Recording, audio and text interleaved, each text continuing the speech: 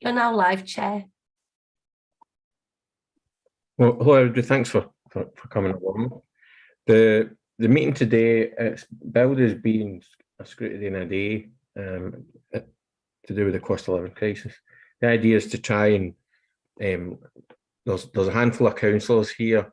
The idea is we're going to listen to the issues that are cropping up and, gain an understanding of, what's going on, and then hopefully we can make some recommendations over the the next few days to see if there's anything that can be done to help people that are suffering in the way that things are going on just now. So we'll first of all hear from people that represent the councillors. I've got should have a couple of councillors. Councillor Lynn is going to talk from her portfolio of public service and communities. We're hoping to have Councillor Scullion, I believe. And then we've also got some directors, Sarah Richardson, Shan Rogers and Rachel Stewart. So we'll hear from them first, and then we've got some partners from other organisations that are going to speak to us and hopefully give us a bit of insight. So we've got I've got a list of names here. You should all have seen them, the same one. So just going to go in the same order as on there. Anyone that wants to speak, if you use the raise hand on Zoom rather than putting your hand, please don't do that. I'm going to be concentrating on the list of participants that's on my larger screen here, so you'll see me looking in this direction more than looking through the camera. Thank you. So, Ms. Richardson, thank you. Although, Mike, you've got your hand up. I was just going to say, if it's okay, before we start, we've got apologies from Councillor Blagborough, who's unable to make it tonight. Something urgent has cropped up, and we're waiting for Councillor Holdsworth and Councillor Lee to join us. So I'm sure they'll be here shortly.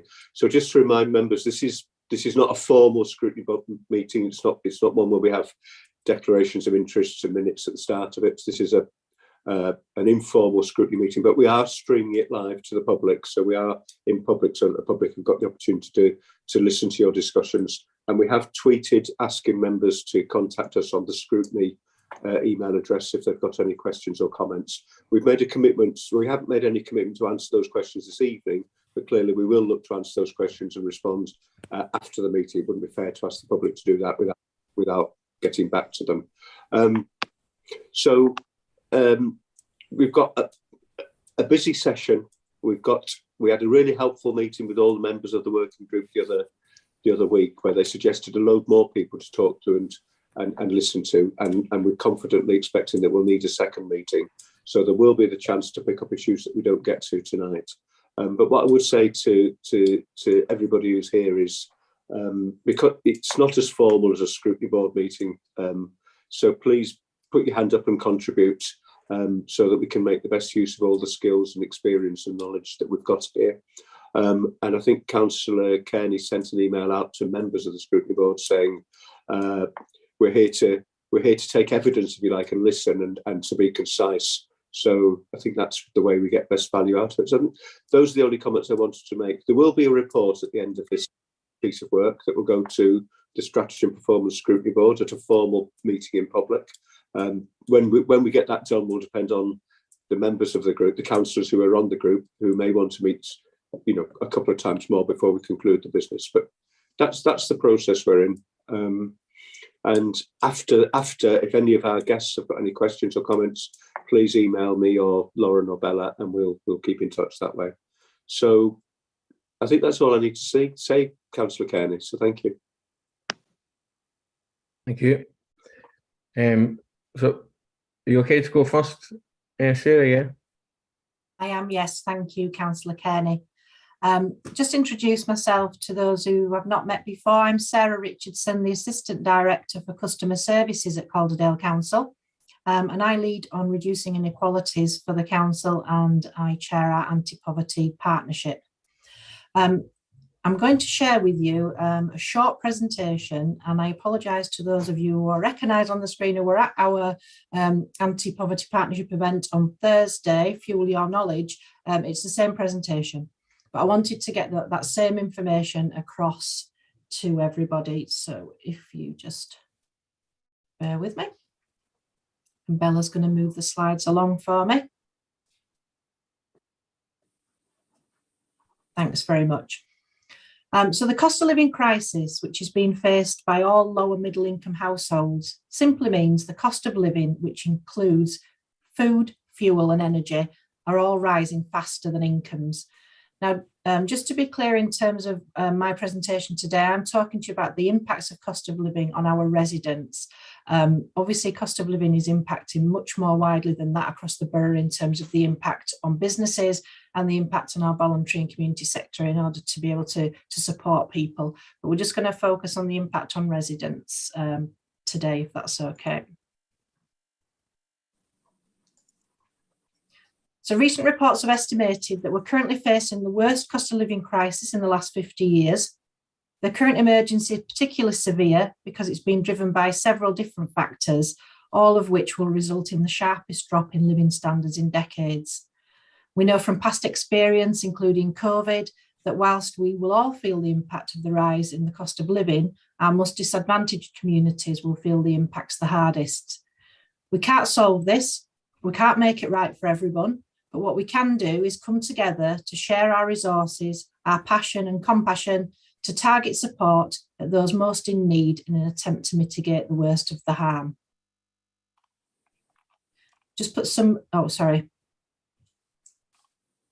figures there for you to think about, and these are taken from our anti-poverty dashboard, which you'll find on the website, and I'll share that link with Mike and Lauren. So people in poverty in Calderdale, the average across the borough is 14.9%, but that ranges from our most deprived to our least deprived areas. You'll see that in our most deprived area and our most deprived ward, which is Park, 33.6% of people are living in poverty. When we start to look at children living in poverty, that rises in our most deprived areas to 56.1%.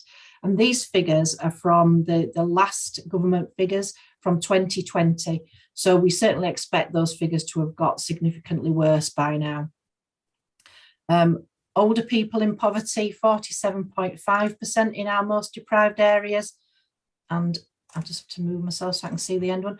Households in fuel poverty, 17.3% across the borough, with 24.6% in our most deprived areas.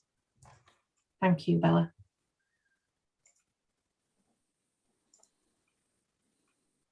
So in terms of the various different schemes that are being made available to people at the moment, this just outlines the government's response. So energy bill support scheme, all households received will receive £400, and that's starting in October, I believe, with payments of £66 and £67 right through till March. Council tax rebate that was issued, £150 to those within bands A to D. And then for those on means tested benefits, 2 cost of living payments, one which has already been made of £326 and a further one of £324 that's due in October. A pensioner cost of living payment of £300, disability cost of living payment of £150, and recently we've heard that energy bills capped at £2,500 for the next 2 years.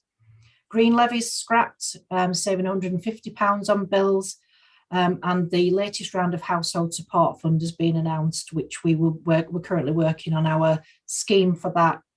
But if I just relay a message and an email that we got from a member of the public who is a pensioner, and so would be receiving the pensioner payment, would be receiving the means tested benefits, but she was asking us what she could do when she'd received letters from her energy company that were telling her that whilst a direct debit had originally been £150 a month, she was first told it was going to go up to £350 a month, and then was told it was going to go up to £550 a month.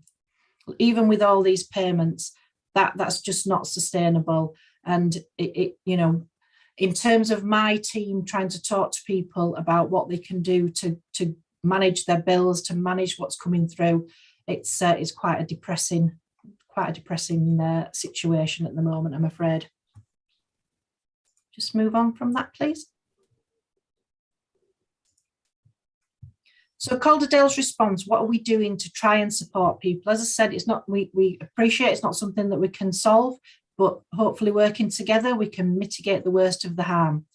The Anti-Poverty Partnership has been established for a number of years now, made up of colleagues from across the public, private and voluntary sector, all of whom have got a passion and commitment to reducing inequalities and mitigating the harm that poverty causes. This has given us a strong foundation on which to build support for the current cost of living crisis. We're running a cost of living campaign, promoting and signposting residents to financial support that's been made available, encouraging people to maximise benefit take-up, such as pension credit, and highlighting the gateway benefits that even a small award will open up. The pension credit campaign has been very successful. We've seen a significant increase in the number of people who've been taking that up, which is really good to know.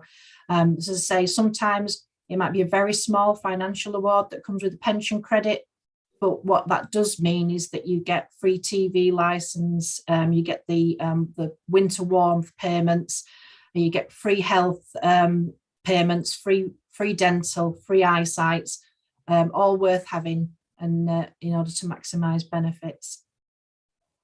Money and Wellbeing.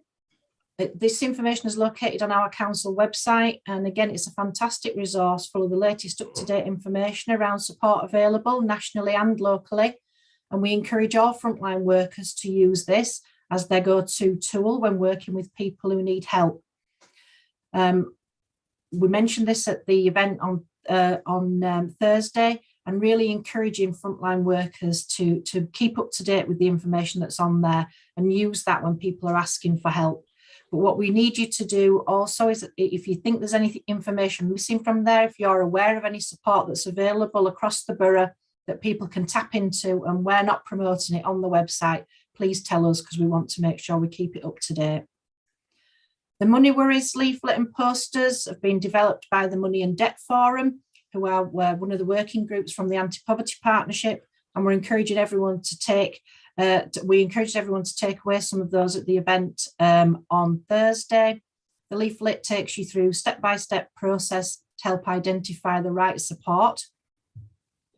We're working already around getting ready for winter, and the affordable warmth presentations that were done at the event, and the Affordable Warmth Forum, which I'm hoping Shani, I can't see if she's already joined us because my screen's gone blank.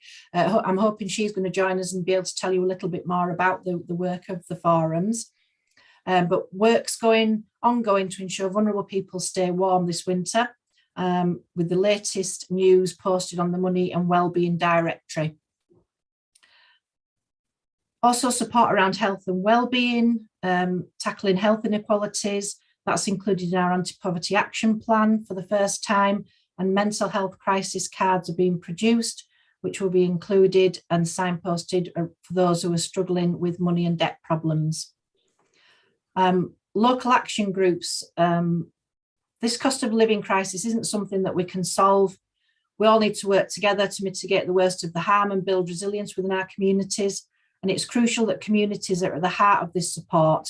And we're encouraging our local ward councillors to work with local people and organisations to form local action groups who will know what issues their communities are facing and may be very different from the issues being faced by residents in different parts of the borough. So local action groups are more likely to know what is needed to support their communities, and the Anti-Poverty Partnership can support them to do that. Councillor Lynn has been at the forefront of setting up a local action group in her ward in Park, and I think it's a good opportunity for her to share her experience with you on that. And finally, what I would say is don't forget that small changes can make a huge difference.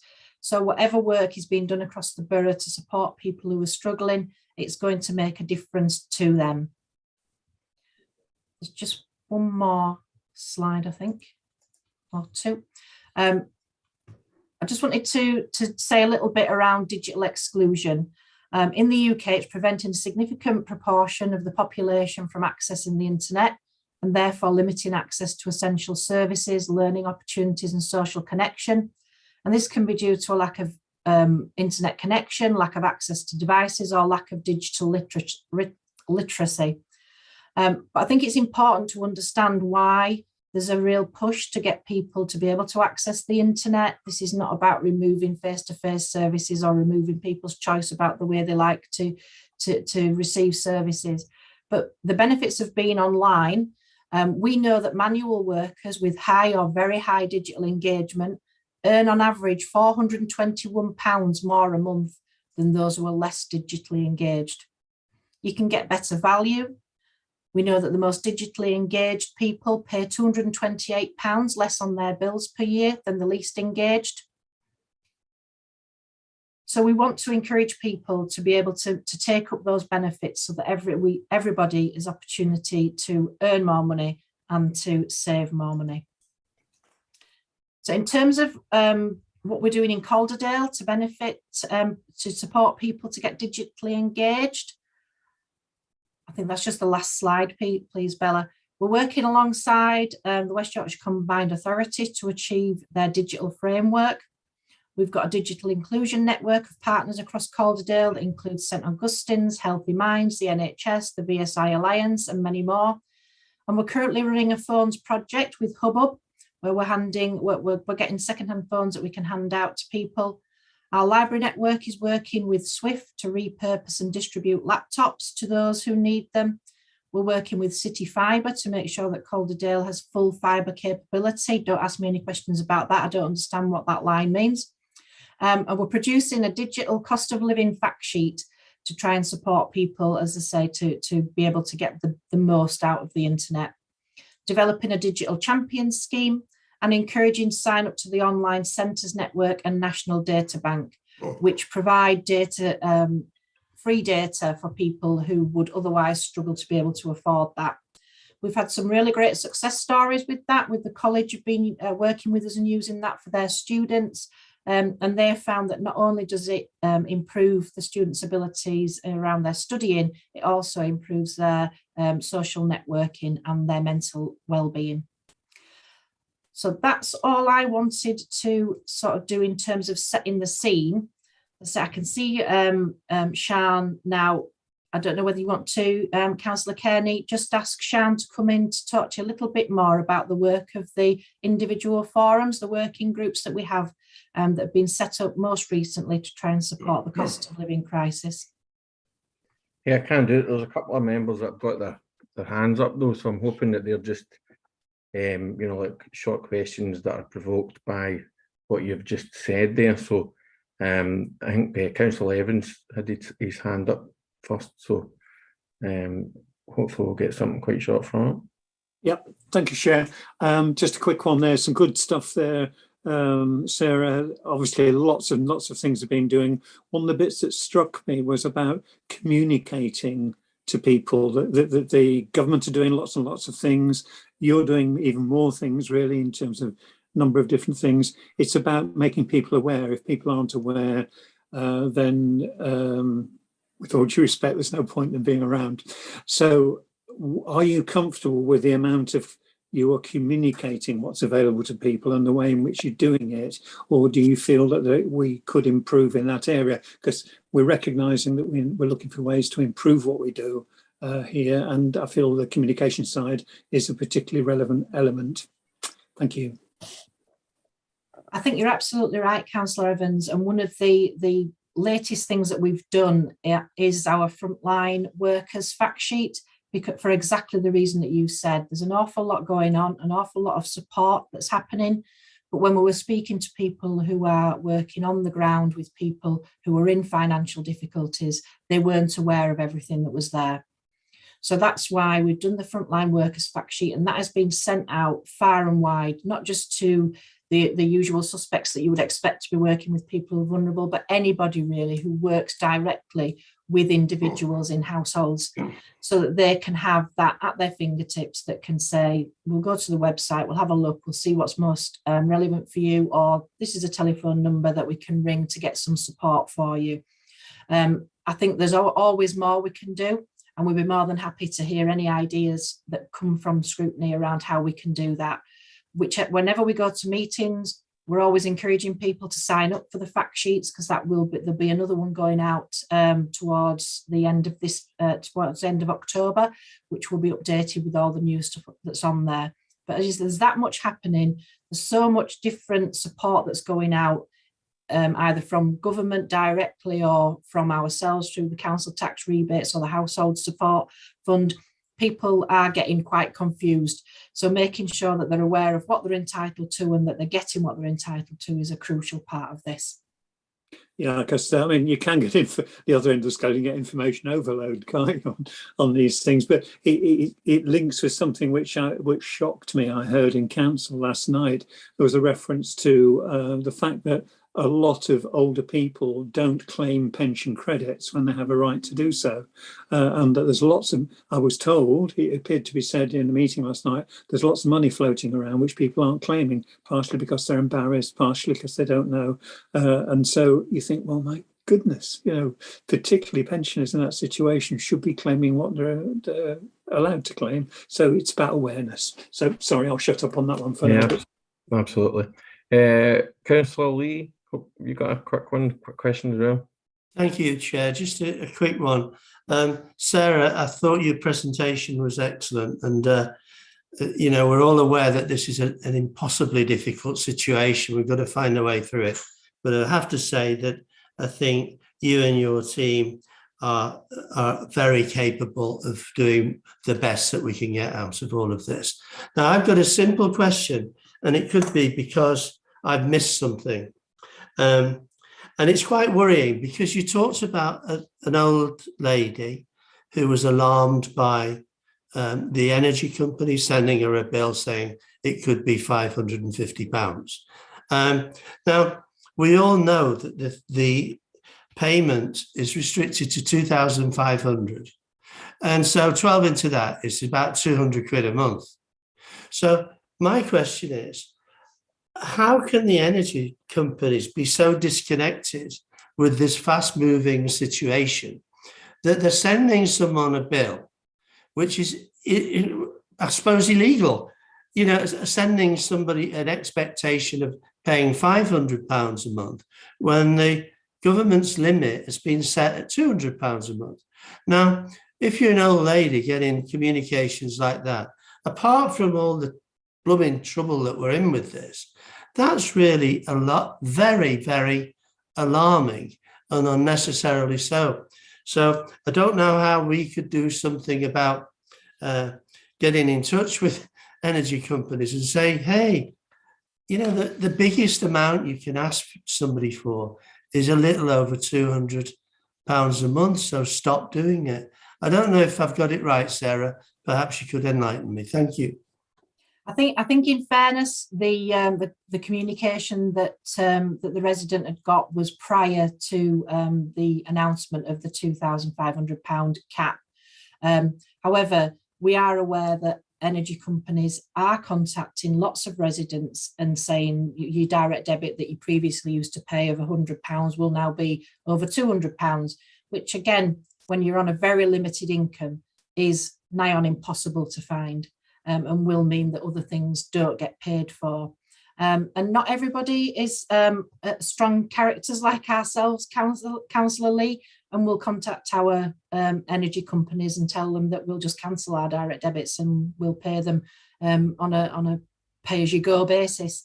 Other people are a lot more worried about that. And that's why we're trying to make sure that our frontline workers have enough information that they can support people who come to them with those kind of problems.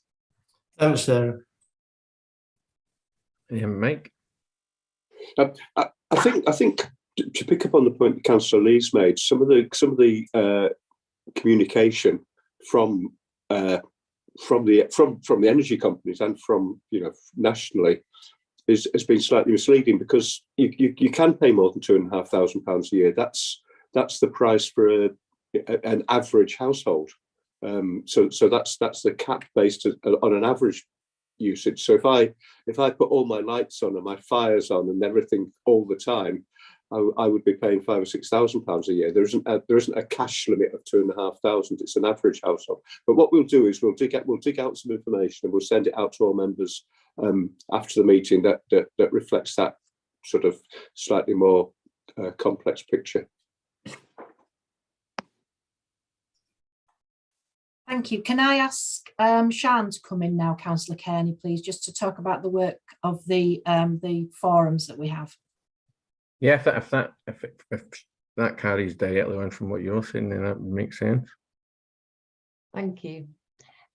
So I won't speak for too long. I really appreciate that there's a lot of people and questions and things that you want to do. So I'm Sian Rogers, Policy and Projects Manager and Lead for the Voluntary Sector for Calderdale Council. I've met many of you before, but just in case there's anybody on the call who I've not met before. One of the things that my team has been supporting Sarah Richardson with over the last few years is we've worked to support the Anti-Poverty Partnership for a long time. And many of you will have come across one of my colleagues in my team called Rachel Stewart, who unfortunately couldn't make today, but she works really closely with Sarah on supporting the partnership, but also has been developing all of the sort of subgroups and strands of work supporting the partnership over the number of years, but in particular over the last year in response to the cost of living crisis. So I haven't got some slides to kind of go through for this. We had a lot more slides which we used at the Fuel Your Knowledge event last week, which I know many of you were at, but just a very quick overview of the kind of the main working groups that are supporting the Anti-Poverty Partnership and are really helping to address some of this work. So there's three main groups, I would say. One is the Food Poverty Coordination Group, which has been running for quite a long time. Now it's the most established group, and it was really pulled together by ourselves, working with the VSI Alliance to respond to the challenges across the kind of food support networks and all the food banks. That's it's quite well established. It's been going for particularly through the pandemic. It really helped us coordinate our response to the pandemic. I'll come back to that in a minute in terms of who's involved and the action they've been taken. The next one is around money and debt advice work, and I'd say that was something that we've aspired to do for quite a long time. We've got a number of debt providers. Roger Moore's here representing CAB, obviously the biggest debt advice and more general advice provider in the borough, but also working with a number of other smaller debt and advice charities as well across Calderdale. So that was the Money and Advice Forum came together very much out of the back of a place scrutiny review that happened earlier in the year, where it was really clear that what we should do is bring together our providers a bit more and our organisations, so that there was better joint working to respond to the challenges of increased demand, but also to get people to share knowledge more. So that's established and is now operating and really seems to be joining things up. And the third is around affordable warmth or fuel poverty, which I chair, and I've chaired for the last sort of 6 months in a really kind of, initially it was about how do we get out fuel vouchers in a really quick and efficient way. That was really honestly what inspired it. But it's actually beginning to bring together a really good bunch of organisations, both voluntary sector and within the council and with New Ground together, to really think about how do we do some joined up work around affordable warmth and fuel poverty. So those three groups are really working really well. And I think they're beginning to really kind of give us a bit more depth and strength across our anti-poverty work, and get into much more detail with organisations and think about what we can do in a really thoughtful systems way, working with all the different knowledge and experience that all those organisations have. So it might be as easy in a way, if there's specific questions for counts around those three themes, I can respond to those, but I'll give you a bit of a quick overview of the things that each of them have done, and then I'll leave it to questions from yourself to come back to me. So the Food Poverty Forum, which has been running for the longest time, it really came out of the pandemic. It's got, I think, all of the main food banks operating across Calderdale are pretty well connected into it. We used it to help us manage a sense of what the demand for food banks are, so the numbers of parcels and collecting that information, which we'd never been able to do pre-pandemic. So we now have a fairly good, consistent understanding of the amount of parcels that we're giving out in any month across Calderdale. And we can use that to track demand, look at where any kind of rising issues are, where there might be, and we saw a massive spike in demand for food parcels during the pandemic, and then that kind of settled down again, and it now is definitely beginning to climb again over recent months.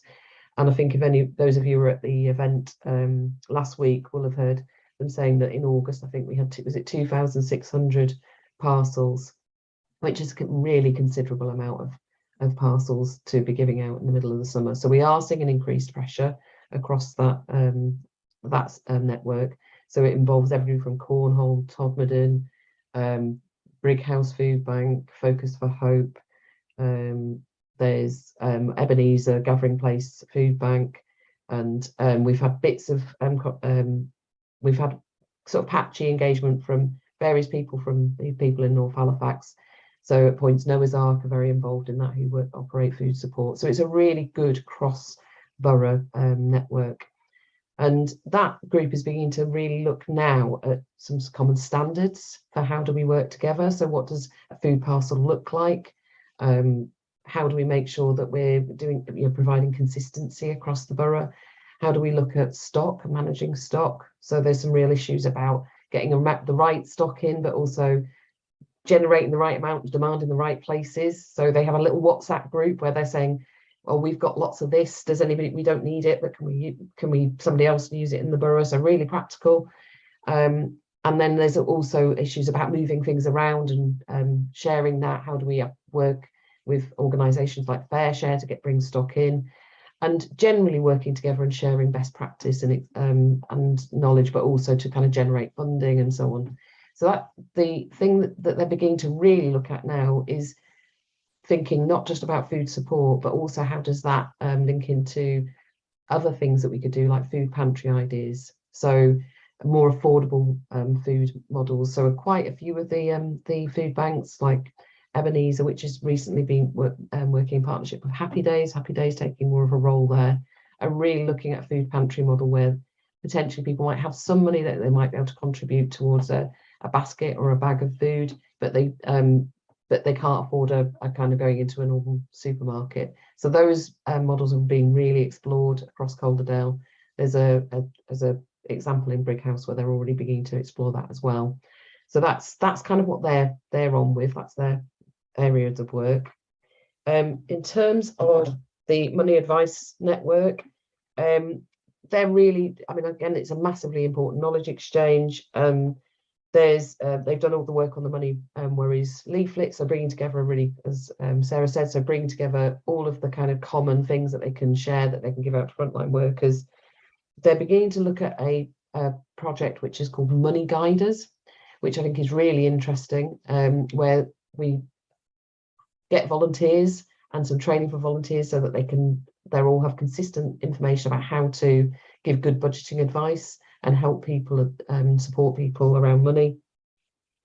There's an awful lot of work going around budgeting, which, as I know, those of you who were at the event last week will have seen Andrew Sykes from the Noah's Ark delivering a thing about his budgeting like a boss scheme. So there's a lot of evidence now that type of work can really help people beyond debt advice. So how do we help people to budget better? And we're working with our adult and employment adult skills board and the Calderdale Adult Learning to develop that further. And I think the big thing that certainly we're hearing from all of our advice providers is the massive increase. They're all seeing an increase, and Roger can talk about that a bit more. But the other thing is the resilience of the workforce and volunteers delivering. So it is really becoming a really intensive area of work with such huge demand. But trying to get people skilled up and knowledgeable across all of those organisations is a real challenge, and something they're looking at as a forum. And finally, around energy and fuel. So myself and Emily Pearson presented a bit about that at the Fuel Your Knowledge event last week. But I'd say the areas that we're doing the most work on is looking at how we use our combined knowledge and experience within that partnership, across CAB, who provide energy advice and fuel advice, the council, who are able to get in advice on to people about how to insulate their homes and make their homes cheaper to heat, as well as obviously more greener. But then how do we link those things together with when people are coming to us wanting help with fuel, needing additional money and support for fuel bills? So we've used our household support fund to fund a scheme called Power Calderdale, where New Ground Together are the main distributor of the fuel vouchers, but they are also then referring on to other organisations to get that insulation advice, and to CAB to get the advice around how to manage their bills better, but also how to manage their debt better. So we're trying to bring the things together so that people aren't just given a fuel voucher without additional support. And that's linking into other work that they're doing to sort of improve homes and home efficiency and energy efficiency as well. That's the other big benefit of that scheme, is that we're able to collect data about who's coming to us needing fuel support, and we're using that to inform the work that we do going forward, including how do we communicate, responding to the point about how do we get the message out. So using that to really target help and support for people.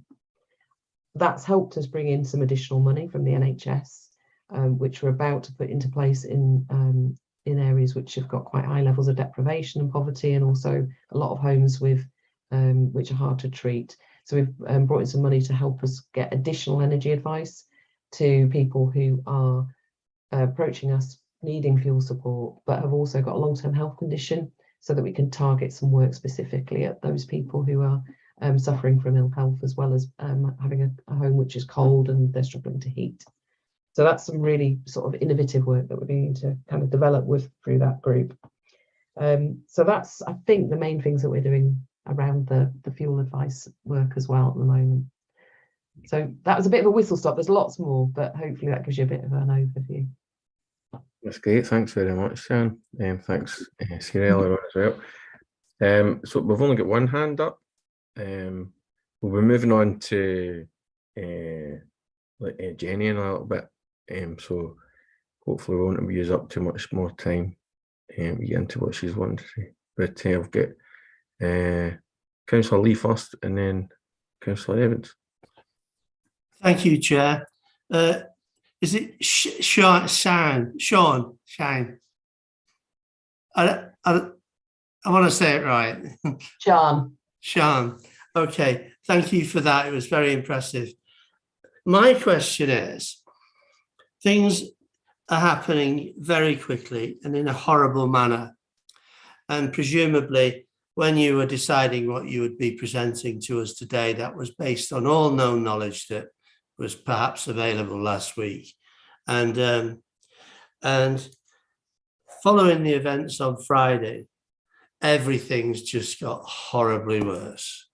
And just for the benefit of the other councillors on this call, we think the same as you do about this. We're absolutely horrified, and I think everybody knows that.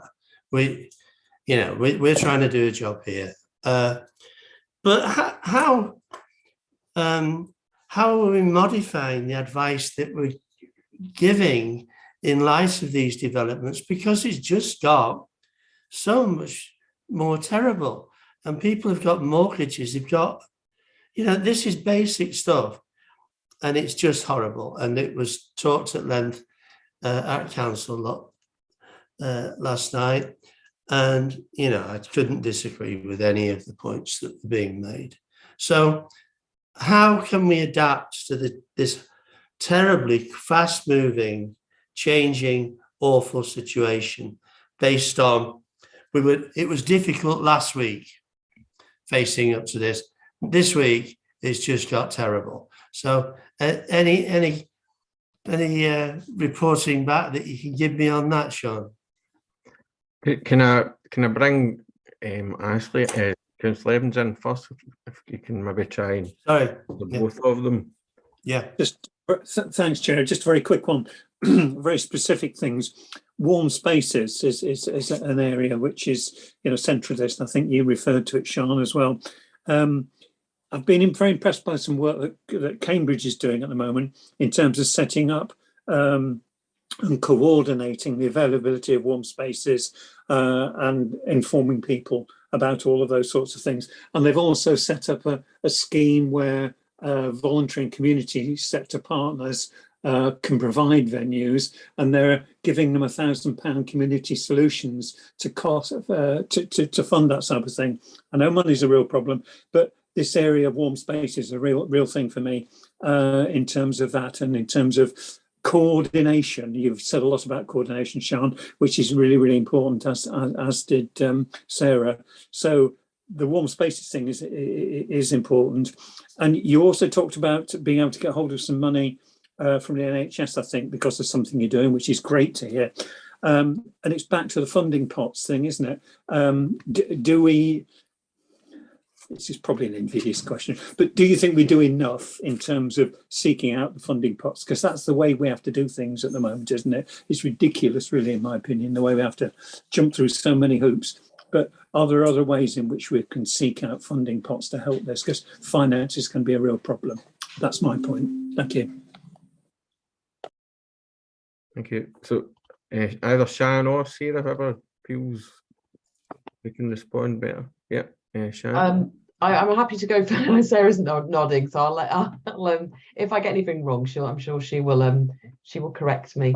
Mike had his hand up, but I wasn't sure if that was a additional thing. So thank you for the questions, and also really appreciate checking how to say my name, Councillor Lily. It's always it's Welsh, so it still feels uncommon sometimes. Okay, so.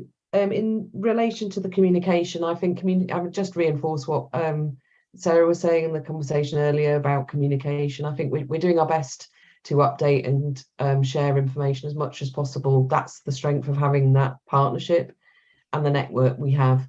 We're doing our best to keep ahead of things and update it, but it is a challenge. I don't know if there's anything I can add to that beyond making, the fact that we're getting really good at and used to using as many mechanisms as we can and all of our networks as well as we can. That is going to put us in the best position to be able to respond to whatever comes, I guess, but we'll only be as quick as humanly we can be in terms of the resources we've got. So I suppose that would be, and the more members can help us kind of reinforce where to go for things, good trusted sources of information, the better. I think that would be the other thing I'd want to reinforce. One of the challenges I think sometimes is that we get things coming out of left field that can make things more difficult. And a recent thing is, I think many people, we had a discussion in our Affordable Warmth group about the number of people receiving scam texts about, saying get your energy rebate here to some website. And I know that's something that we've already logged, and we've logged with our communications team about getting messages out to kind of myth bust as well, in much the same way as we did during COVID, during the pandemic. And I think that's something that we can do as a council working with the partnership. In terms of the warm spaces question, it is something that we are looking at actively. Thank you for telling us about the Cambridgeshire example. We've been looking at one which Gateshead are doing.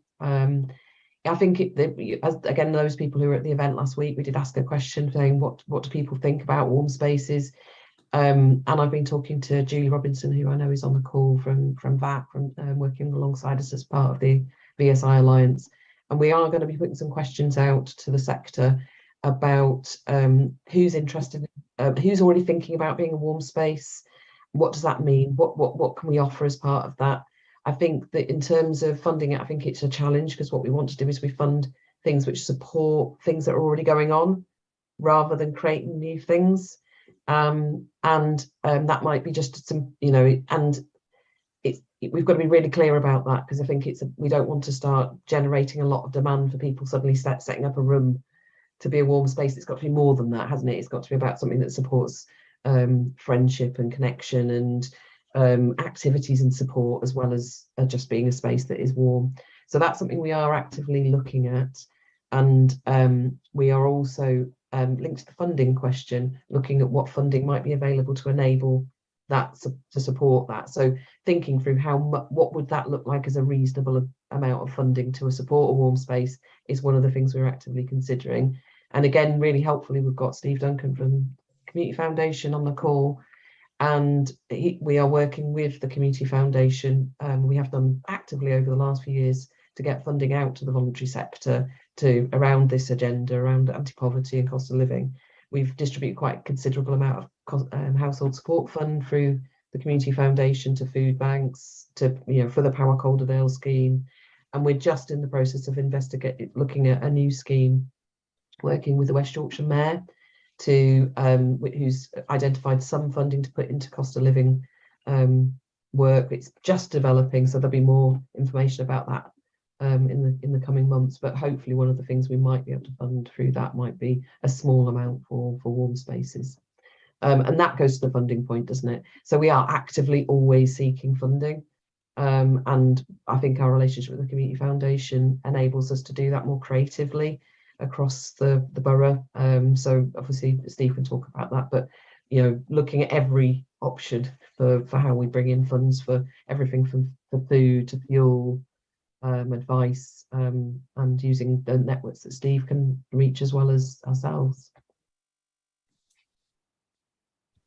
Thanks very much. Look, Mike and Councillor Householder have stuck their hands up as well. Sorry, Mike, I never spotted you there before.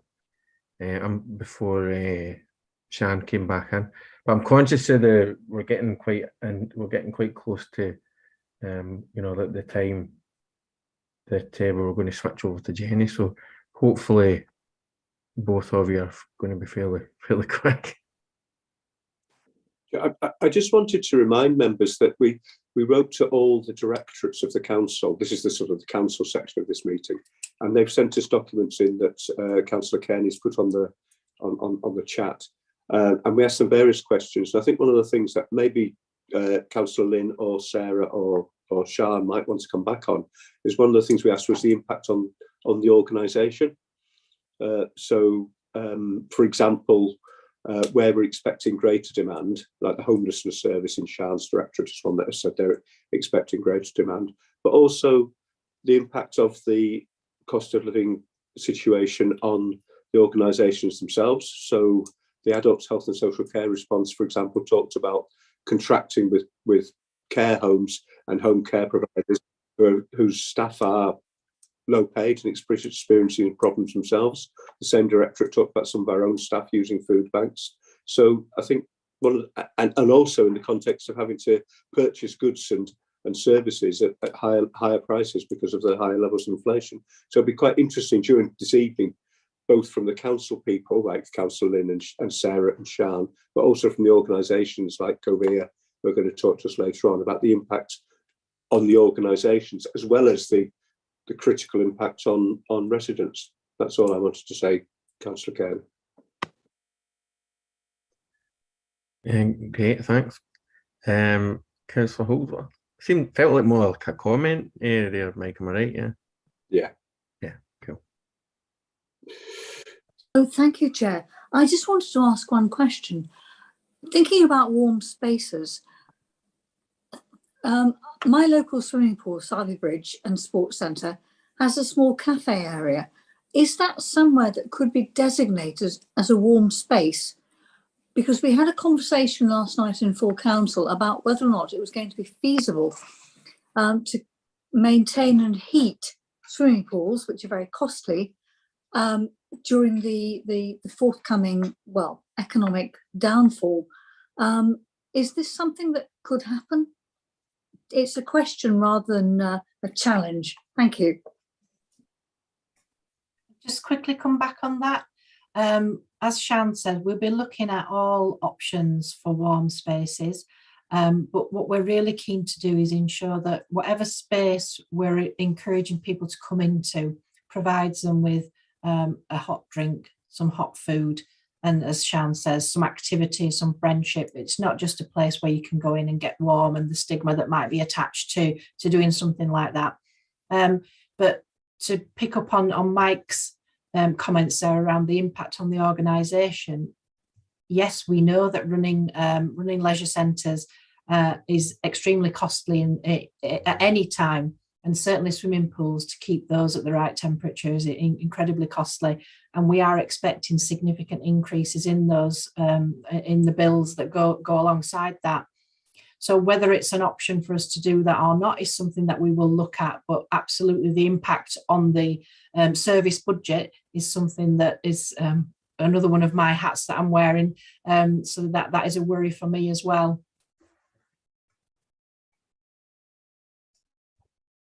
Great. Have you your hand back up, Councillor Holdsworth, or is it? Do you want to come back on that? Is that why your hand's up, or no? Okay, I just did a very quick question based on like something that Shannon said about measuring the number of food parcels that are going out. I was wondering if the organisations that organise food banks had noticed whether donations were falling, purely because the people that were putting them in might not be able to afford to donate anymore. Is that been mentioned?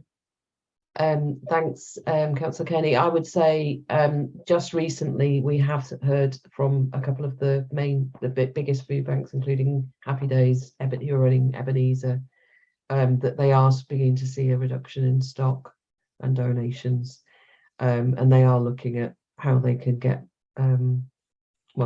diversify the people that they seek donations from. So yes, I think that will be a challenge. Okay, yeah, I kind of thought that would probably be happening. Yeah. Okay, anyone get anything? Oh, your hand is back up. Yeah, on you go quickly. Could I just say, I volunteer at Elland Food Bank on Saturday mornings, and over the last month and a half, we've seen the number of people coming to engage with the food bank and claim food, school shoes and so forth has risen from about 25 each week to 56 last weekend. So the problems are really hitting people. There is no doubt about it. People are struggling in Elland, and that also includes people who come from West Vale and other areas of Greetland and Stainland to use the Elland Food Bank. So it's clearly an increasing problem. Thank you. Thank you, Chair. That's great. So I think probably the time is now to invite Jenny to let us know what she's going to tell us. Yes, thank you very much, and thank you, Sue, for that mention about what's going on at Elland Food Bank. I mean, that really kind of puts it in context, doesn't it? I don't want to take up very much of your time, because we're going into the next section, which is going to be hearing from partners. So when Sarah and I talked about what I might usefully say, I should introduce myself first of all. I'm Jenny Lynn.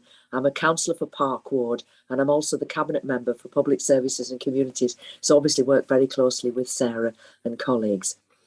And Sarah and I felt that it might be useful for me to just spend a couple of minutes talking to you about my experience in Park Ward, which, as you've heard from some of the figures that Sarah gave right at the beginning, unfortunately is still one of the areas with the highest levels of poverty, and in particular child poverty.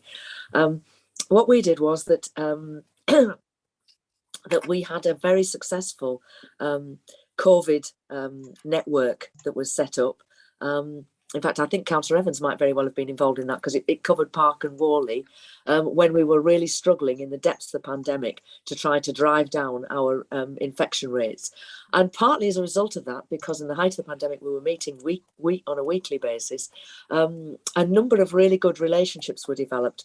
For example, with our main secondary school, Halifax Academy, with the key voluntary sector organisations, people like Halifax Opportunities Trust, St Augustine Centre, and so on, Calderdale College, and the local churches and mosques as well.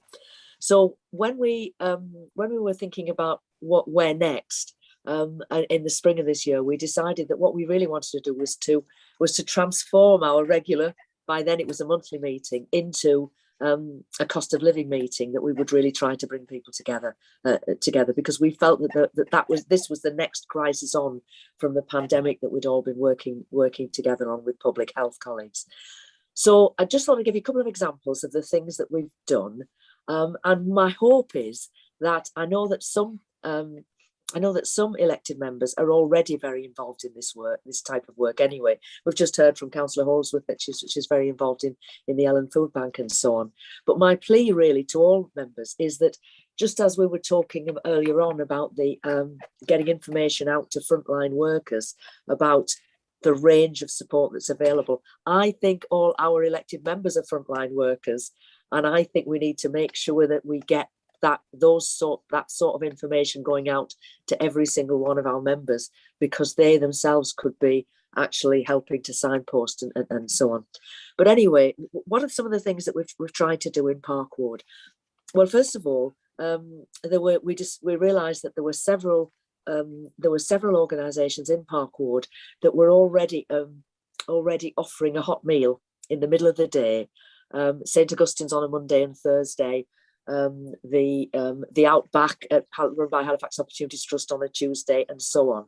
And then, of course, we have the wonderful community fridge run by Madney Mosque, which is open. Well, it's open 7 days a week, really, and serves quite a lot of people. So what we did initially was we put together a leaflet, which again went out to all the people that are operating in our area, to say, look, if you've got people that really are down on their uppers and so on, and they would like to take advantage of the hot meal, then please get them to do that. So that was the first thing.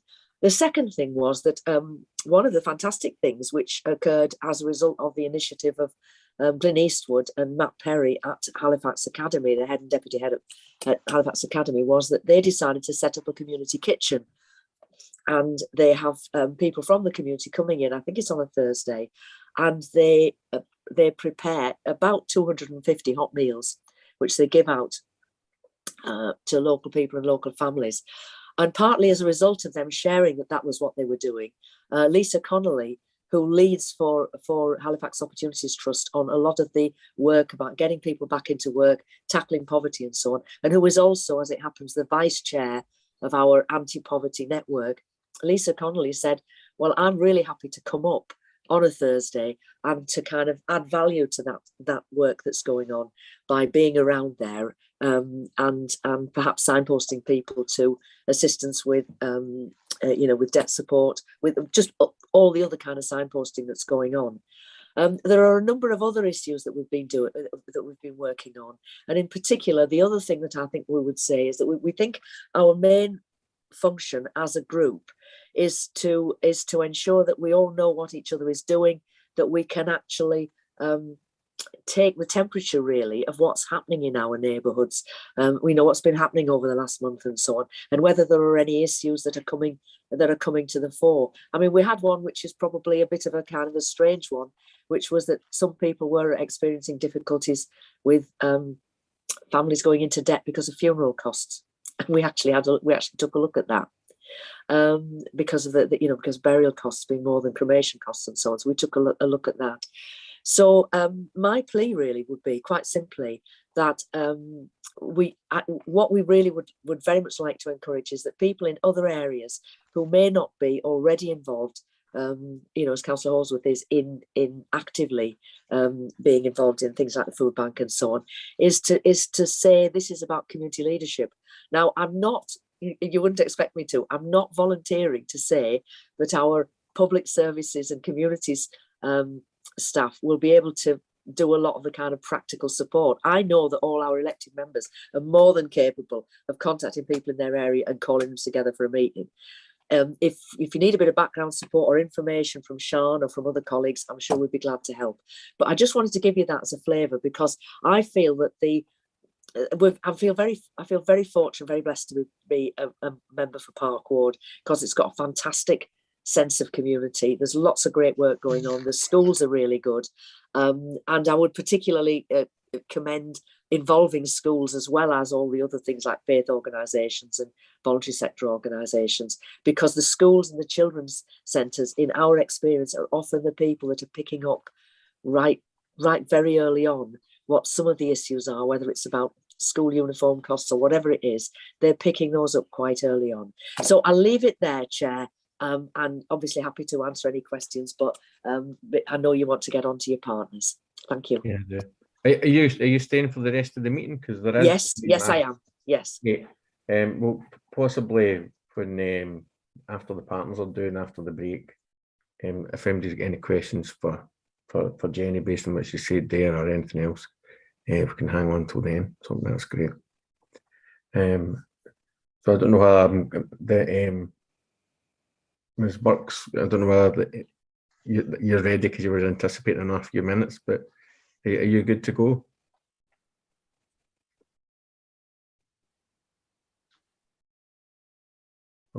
Good evening, everyone. I'm good to go, and I'll just say my name's actually Tina Wilkes now. I think Lauren still had my old name, but I'm actually Tina Wilkes. So Tina Wilkes, Chief Executive of North Halifax Partnership, and good evening, everyone, and thank you for inviting me this evening.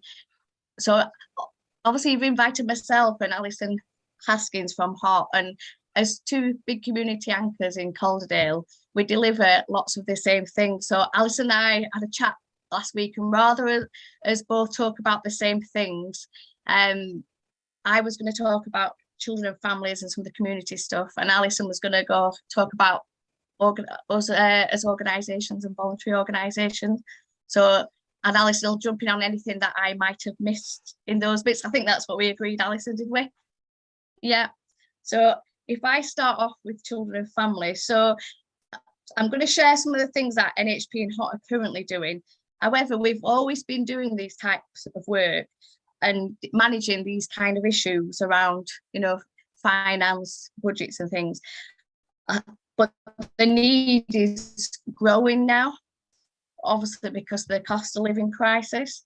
So one of the things that both organisations are currently doing, we've both managed to secure some funding from the fuel poverty grant that CFFC were leading on, so that we've got energy cards, where NHP are delivering a slow cookery course with 3 ingredients, free slow cooker. We're doing that in North and East and Lower Valley, and with a lot of education as part of it. So that's something that we're trialling this time. It starts in a couple of weeks. I did bring a really little short case study that I was just going to read to you, just to give you a taste of the type of requests we get in terms of that energy card. So I've got one, it's very brief. So one of our family support workers are working with a family. It's a family of 4 children, grandma, parent, a disabled grandmother who requires full-time care. There's 5 children in that family, and we've been working with them since December. It was allocated to us from social care as a de-escalation. They've got a very small 3-bedroom home, and the home conditions are poor.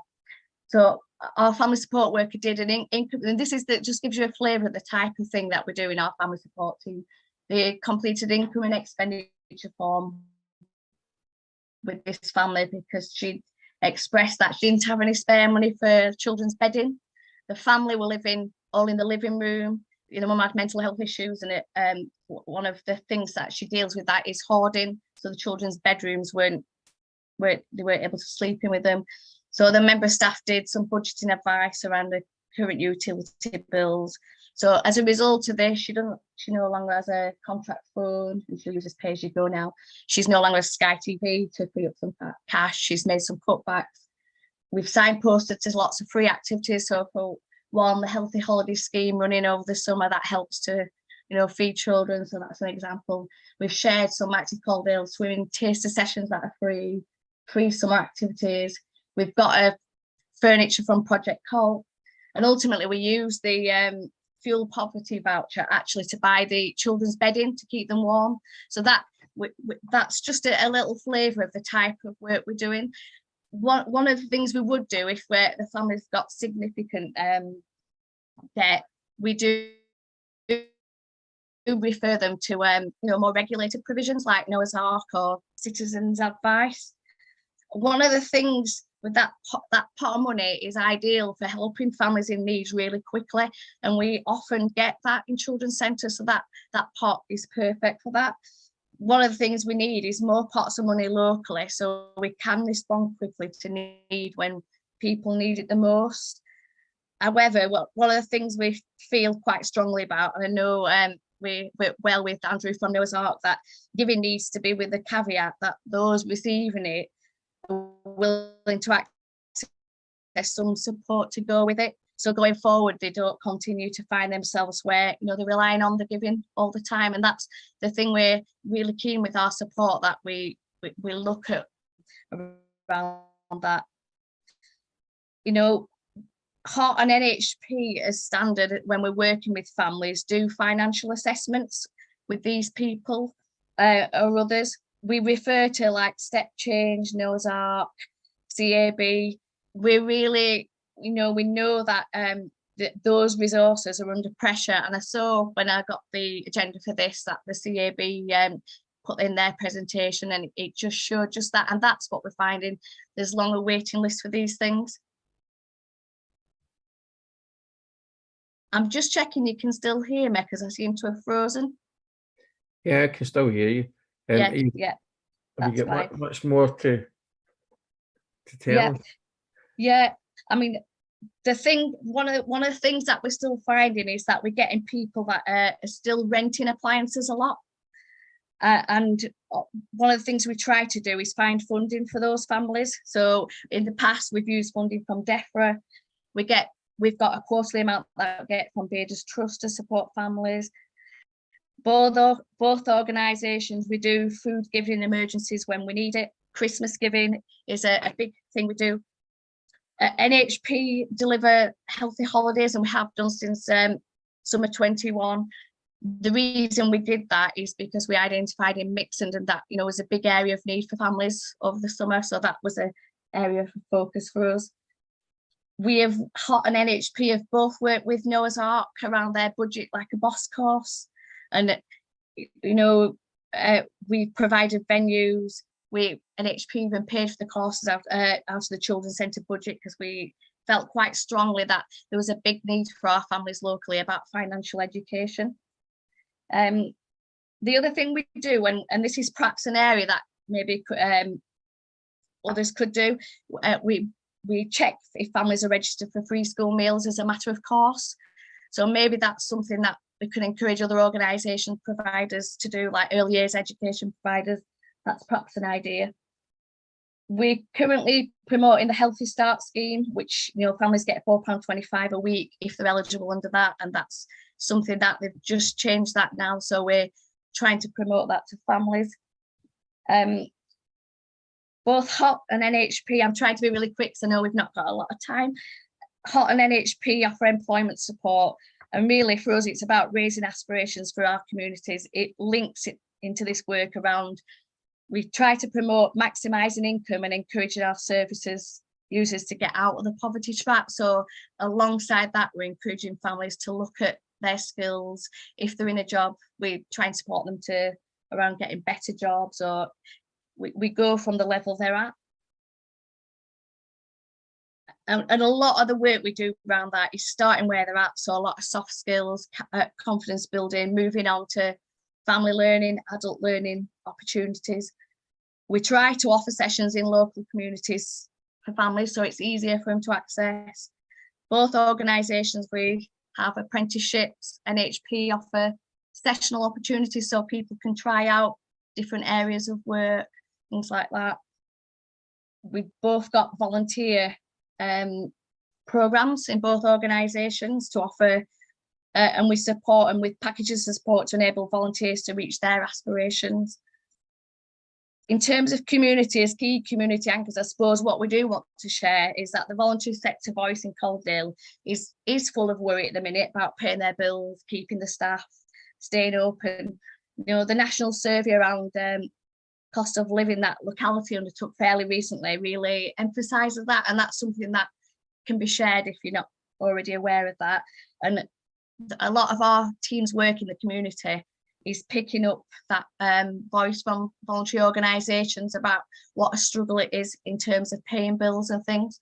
I mean, that is the same for NHP at the minute. We've had our contracts for such a long time now, but this year is the first time where I feel like we've started to worry about, you know, costs, which we've not before. And I know Alison's going to come on to that, so I won't go into that a little bit further. Our Staying Well teams across our organisation, our children's centre teams, the HOTS employment team, all consider cost of living crisis when we're planning our activities. So we weave it into things that we're doing that people come to, and giving people hints, tips. We put food on at activities because we know that, you know, that will help people to get in there. One of the things that we're picking up from organisations, interestingly, when I came in, you were just having this conversation.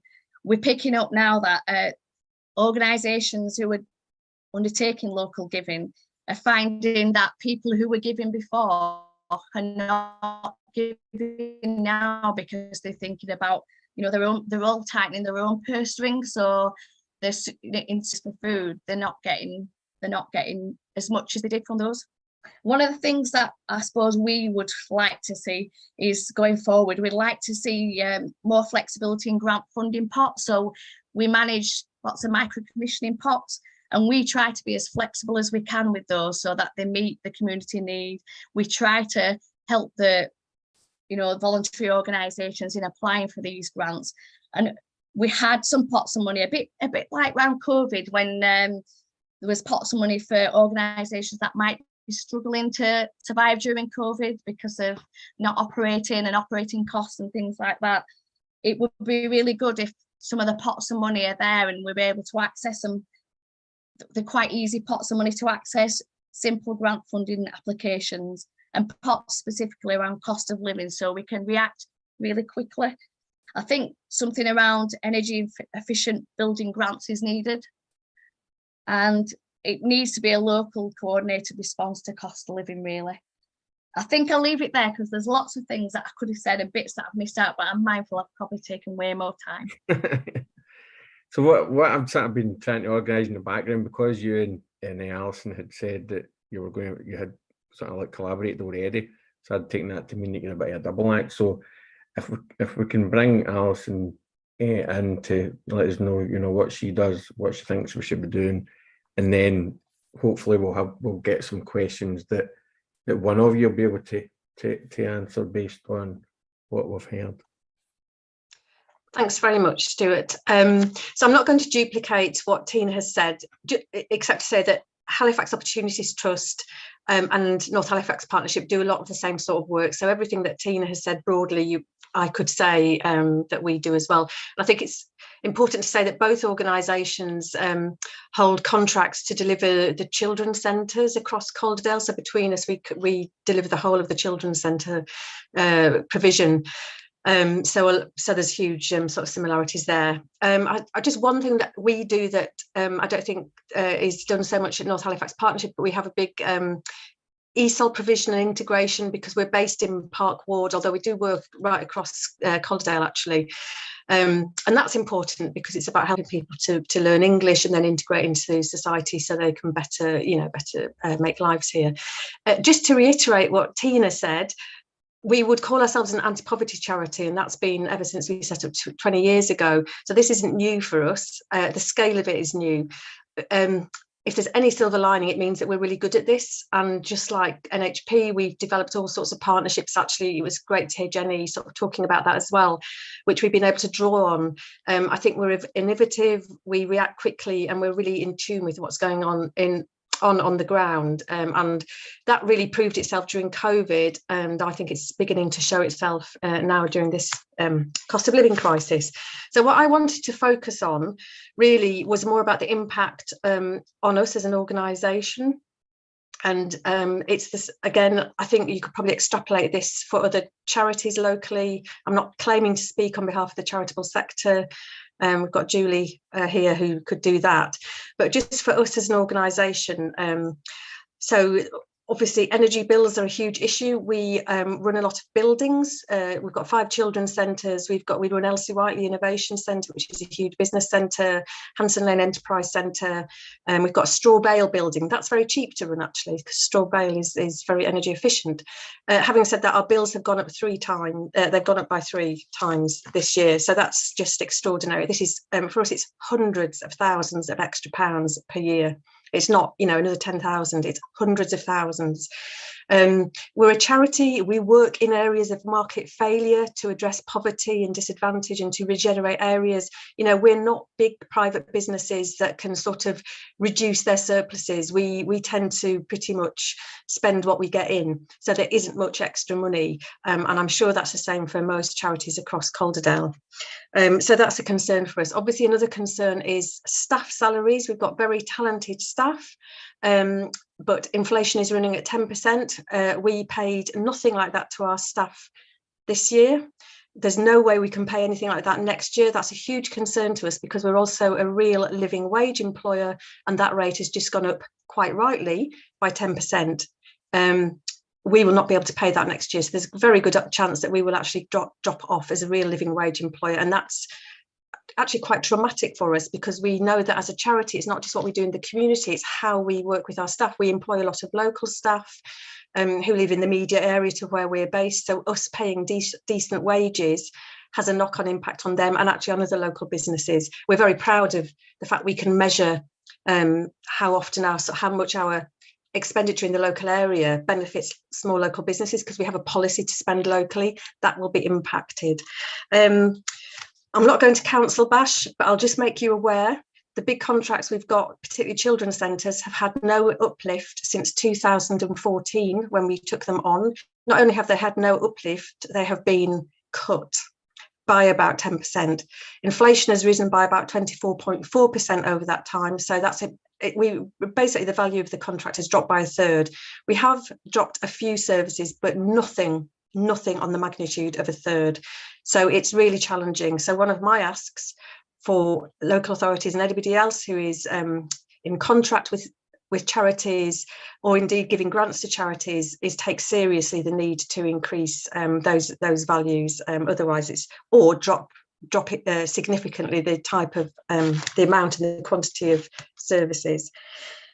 So going back to staffing, the inability to pay sort of decent salary. Well, we do pay decent salaries, but we're very worried about that. It means we're losing staff, and we're particularly losing our low paid staff. And those low paid staff, unfortunately, and this isn't right, they're in nurseries. We are in a market that doesn't pay highly. It's a market where parents can't pay anymore, where the funding from national government is laughable, actually, for the free places provided to children. Basically, our staff are getting paid about the same amount as somebody working in a supermarket. That's not an apocryphal story. That's absolutely true. In fact, they probably could get more in some supermarkets. And that's a concern. Why would you work very hard with all the attendant stresses of sort of waiting for an Ofsted inspection? And we work with a lot of children with special needs, and whilst people are very passionate and committed to that, there comes a point, I think, where if you can't pay your bills and you might be able to get more working in the local supermarket, you might do it. It's not just us. All early years providers are seeing this. It's a real crisis. It's the same, if very much the same crisis as we saw with social care workers. I think that's probably everything I'd like to say, except that we're actually having to support our own staff who are struggling with the increases in bills recently, and that's a position nobody wants to be in. We'll do what we can. But I think, go back to what Tina said, it's got to be a partnership effort across Calderdale. I think we work very well as a place. Calderdale's a relatively small place. I think one way or another, we sort of all know each other, and we're all connected and all willing to work together. And I think really that's the best way that we're going to go through the cost of living crisis. So that's it from me. Thank you. That's great. Thanks very much. So we'll probably afford a couple of minutes of to do with questions if anyone's got anything, or there's no hands up, so I'm tempted to bring Roger pretty much straight in if no one's got anything. Okay, thank you, Chair. And thank you for inviting me to this meeting. I'm impressed by the passion that's been shown as we struggle to address this issue. I should explain I'm chair of Calderdale Citizens Advice, and I'm actually standing in for our Chief Executive, Caroline Jones. She's on holiday in Hawaii at the moment, so I'm just hoping she hasn't got access to any UK newspapers, because we'd very much like her to come back.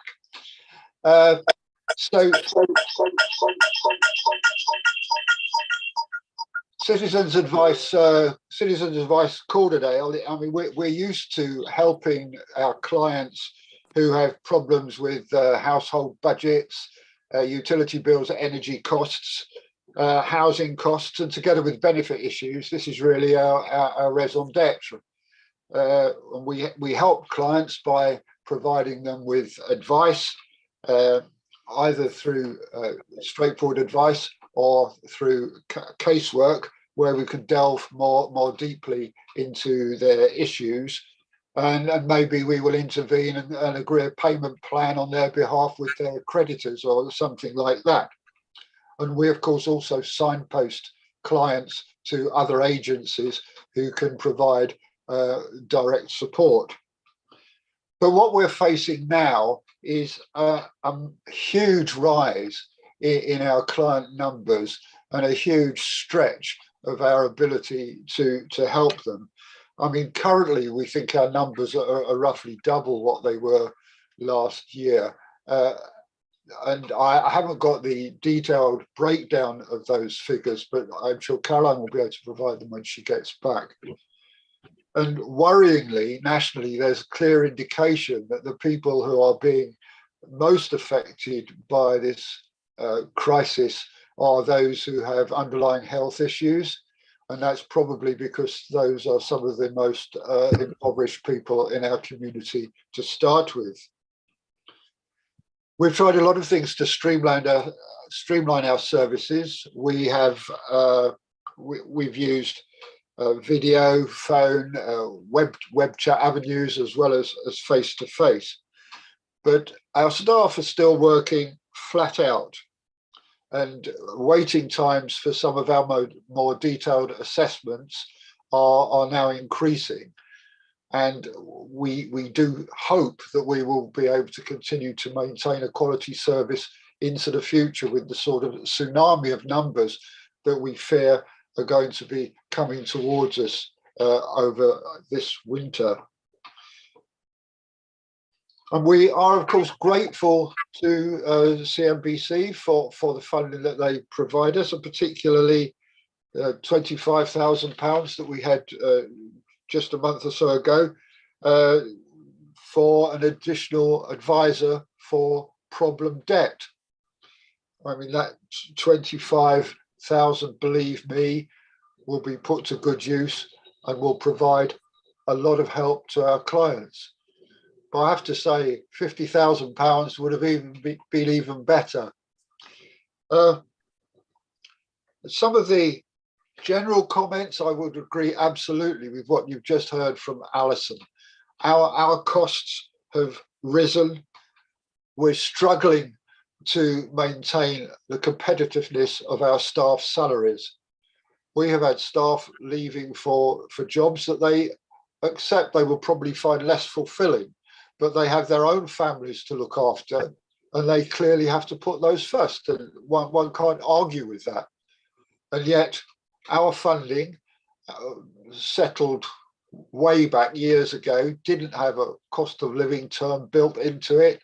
It has dwindled in real terms, and yet our expectations of ourselves, as well as the expectation from our funders, is that we continue to provide the same level of service, and that is getting increasingly difficult. So more general points, I do believe that the way that CNBC is using the charitable sector to deliver support is really a very, very effective way of maximising and targeting assistance. The charitable groups do know their client groups, and I'm sure they can make the best use of the funds that are available. And I think Steve will be outlining later the way in which the charitable sectors working together to make sure that we're making the best use of all the money that's coming into us, with minimizing duplication and maximizing the help we can give. But a cautionary note, I would ask you to note that the capacity of charities to expand, it can't happen overnight. It takes time to recruit and train staff, and the wage band in which we're recruiting people is actually very, very competitive. Our applicants have many other jobs that they could go to, and as Alison says, many of those jobs are neater, less stressful than the ones that we can provide, albeit they may give less job satisfaction. So support from funders is going to be absolutely crucial, but there does need also to be a commitment to maintain that funding for a year or so. It's hard to recruit people to a job that's just for a few months. It's got to have some sort of prospect in it, and a year is almost the absolute minimum. So funding a commitment for a year, or better still, a rolling contract, would be preferable for us. So I was going to expand a little bit more on the staffing issues, but I think Alison has just put those very eloquently, and you could certainly say they absolutely apply to the citizens' advice as well. So I think that's the end of my brief overview. That's awesome. Thanks very much. Does anybody have any questions for Roger, or anybody thought of anything for the previous two, or we move on? No hands, so I'll take that. So next on my list is Steve Duncan, Community Foundation for Calderdale.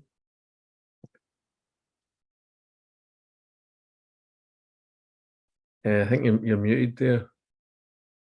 Yeah, or you've moved. Can you hear me now? Yeah. Steve Duncan, CEO of the Community Foundation for Calderdale. I've got a really hard act to follow after following Tina, then Alison, and then Roger. So it's going to be a little bit of a downer after that. But yeah, the Community Foundation for Calderdale, for those that don't know, was established 31 years ago, and we were set up to improve the quality of life for the people of Calderdale. And never has a community foundation, a successful one in Calderdale, been more needed than it is today. For those that don't know, we raise a lot of money from wealthy individuals that live locally and have worked locally. We attract unrestricted donations, and we manage grants programs, as Sian was saying earlier, a number of those for the council and other public bodies and nationally sourced funds. And importantly, we have a specific foundation fund for individuals in crisis, which we field out to frontline organisations like Citizens Advice Calderdale, Calderdale Smart Move, and others. The foundation is a grant-making strategy which has 5 main priorities: poverty, health and well-being, housing and homelessness, community cohesion, and climate emergency. And these priorities are linked to needs identified through research and through evaluations we receive from grants we've given out. With many of the grants programs that we've managed for the council, we provide an element of match funding. We grow the pot that the council gives us, which enables us to help more people and support more organisations. In the last year, we've given out 1.8 million on behalf of the council through various funding streams like Never Hungry Again, weight management, household support, healthy holidays. I could go on, and I do want to say huge thank you to the council for entrusting the foundation with these large pots of money. I do know that you actually think we're doing a good job, and we do it cost effectively. And in addition to that, those monies, we've given out approximately £400,000 of money that we have at our disposal, which we try and use as creatively as possible. But we are in a crisis, as we've heard from Alison and Roger and various others, and we are a relatively small grant maker. So we need to make the most of the resources at our disposal. So we're going out to consultation to the voluntary sector over the next week or so, on October the 5th and October the 7th. and we're going to be asking voluntary sector leaders as to what is happening for them. And I hear very loudly what Alison is saying and Roger is saying. We've got a few options that we're thinking about as an organisation. Whether we top up the fund that we give to individuals in crisis, which in a typical year we put £30,000 into. I think we need to at least double or treble that. I'm hearing from voluntary sector leaders about more money for advisors, because good advice can actually save families and individuals who are in crisis.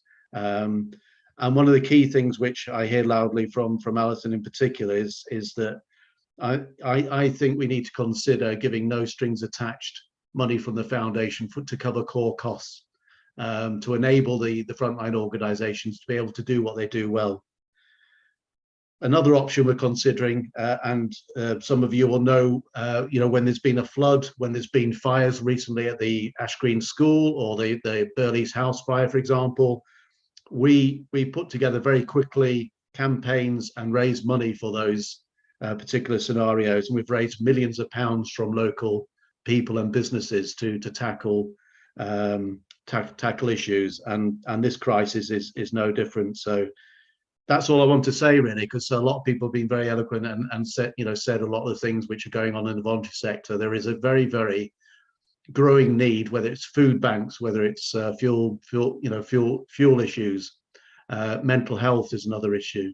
Yeah, it's a significant thing, and we can't tackle it together. We really work well in partnership in Calderdale, and I really strongly want to do that more. And as I say, thanks to the council for supporting the foundation and trusting us with the programs you have. That's great. Thanks very much. Somebody's got on the chat. Danielle's reckoned that Councillor Evans had a question. I'm not sure how long it's been burning for, but are you able to?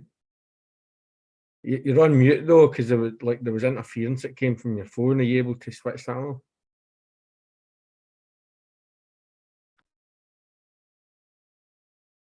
Thank you. So sorry about that complication. I had switched from my iPad to my phone, and there were two running at one time at one point, so my apologies for that. I'm just gobsmacked by the amount of work that you people are doing. It's just amazing, and I just can't cope with the idea that there's just not enough money to do things, and in the end it's going to be about money, isn't it? All of you have said that you've got money problems, so what the heck are we going to do?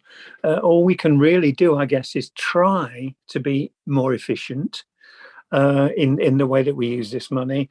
And please don't take any of these comments or suggestions as criticism, but the only ways I can see that we can make better use of the money is to ensure, for example, that we don't have any overlaps, or that we reduce the number of overlaps here. Is that an area where we can look at? A general question of, you're doing all sorts of things, but what would you like to do? What do you feel you need to do as well as? And if there are those things, what's stopping you? Apart from money, is there anything that we can do in terms of the way we manage the operation, you manage the operation, the way CNBC assist all you people who are doing things?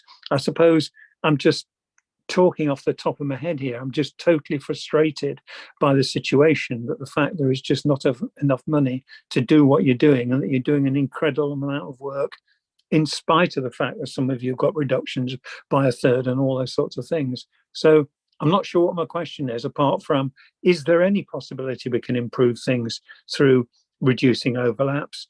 And is there anything that we could or should be doing as an authority which could help you do even more? That's all I can ask. Thank you. So which one of you feels though that's a question for you? We've had 3 speakers and I don't know when.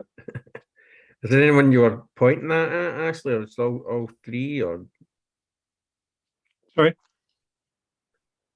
Was that like a comment aimed at one of the three speakers, or or was it for Steve?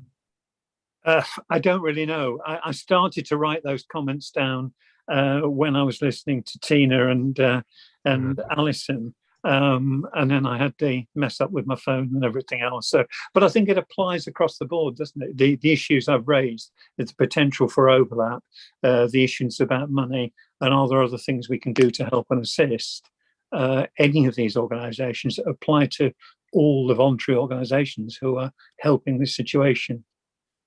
I think Alison has her hand up, Chair. Oh, yeah, you're right. Yeah, Alison, yeah, on you go. Am I all right to respond to that? Yeah. So I think it's an absolutely fair point, Ashley. I think, you know, we absolutely have to make sure that we're not duplicating it. It can be easier said than done. I think sometimes that happens, you know, just because we're all very enthusiastic. Sometimes we're coming at issues from slightly different angles, and then we find ourselves in the same space, if that makes sense. And then there's a conversation about how best to do it. Sometimes people prefer working with one charity than another. So, you know, there's an element of choice there, but yeah, absolutely, there's always that challenge, I think, back to us. I think for me, it's something that Tina said about flexibility.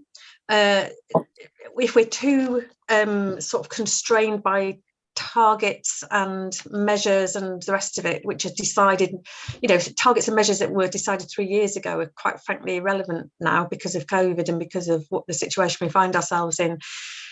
So, you know, even some of the contracts we have, which should be fairly flexible, can be less flexible than we'd like them to be. And a bit of an understanding, I think, that sometimes you need to change. So that will be one of the things that isn't specifically related to money. And I think the other thing is, you know, if there isn't enough money in the system, then we just have to do less. That's difficult because what is it that we take away? But I think that, you know, if we can't increase the money, then we have to reduce the demands really of the activities that we're doing. Okay, thanks for that. And then we've got another couple of hands up. I believe Councillor Holdsworth put the hand up first, if my Zoom's to be believed.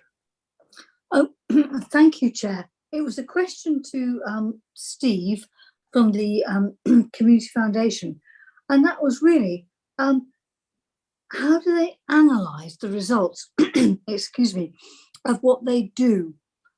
How do they know what they've achieved in terms of supporting local people, local young people, and the enormous amount of good they do in Calderdale? I just wondered how we know what's going on. Thank you. Yeah, absolutely. So as part of every single grant that we give out, Sue, we send an evaluation form with the grant, and we set this is what we expect to for your organisation to achieve with the money that we're giving you. And the evaluation at the end of the project, the evaluation is completed, and we check to make sure that they have delivered what they say they were going to deliver. And then obviously, you know, at the end of each spend of each programme, we compile a report for the funder to demonstrate what the ultimate benefits have been to through that particular bit of funding. So that's how we, very simplistically, that's how we do it.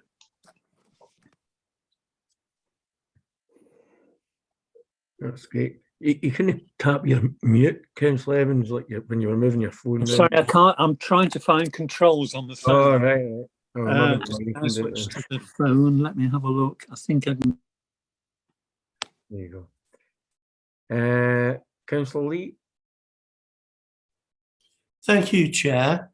First of all, I'd like to thank Tina and Alison and Roger and Steve Duncan for, frankly, very impressive presentations. And is often the case in these situations, I very often agree with Ashley, and I agree with his comments earlier this evening. I'm humbled by what we've heard tonight.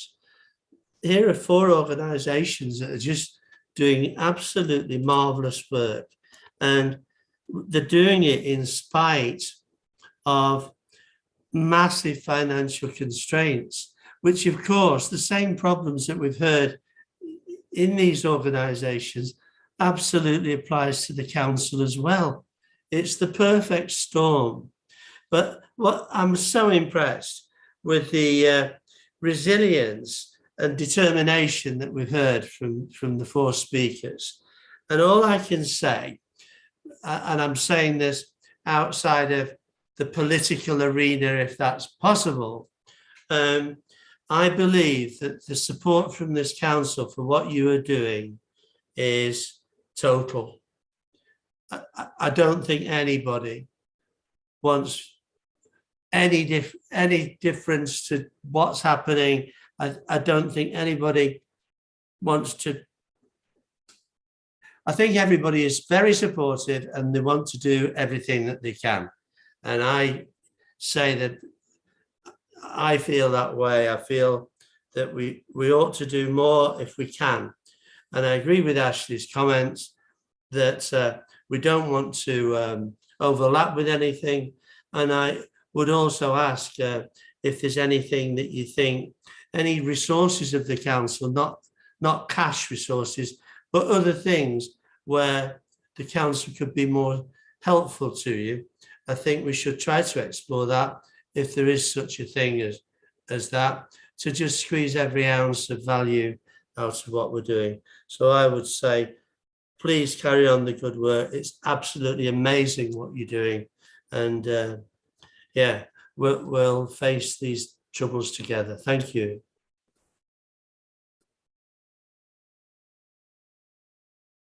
Anyone want to come back on that? I suppose the question really was, what can the council can do for you guys that have spoke already? I think Roger's got his hand raised, Chair. Thank you, Chair. Well, I'd like to thank Councillor Lee for his kind comments on behalf of fellow charity members here. It's good to know that what we do is appreciated beyond the appreciation of our clients. Though I was coming back to Councillor Evans' point about the what could the council do, and I think without costing any more, a streamlining of the commissioning process would certainly help us. To have a contract that lasts for 3 years means that you work hard for 3 years and then you come to a cliff edge and you spend a lot of time working out how to work around that cliff edge, and then maybe very shortly afterwards you get the go ahead for another year and you have another cliff edge. It's not, it wouldn't cost any more, I wouldn't have thought, to try and do it in a way that was much smoother, gave continuity to the organisation, and it enabled us in turn to give continuity to our staff in terms of contract and their own planning issues. I know it's difficult. I know you have budgets over particular periods of time and other changes that you have to cope with. So I know it's not easy, but you did ask for what would help us, and that would certainly help us. That's great. Thank you very much. Danielle, you had your hand up, but you put it down. Are you okay? Yeah, sorry, Chair. I've just seen that there was a comment, and I'm more than happy to wait until the additional guests have contributed to share my question, because a lot of it's been covered. So thank you.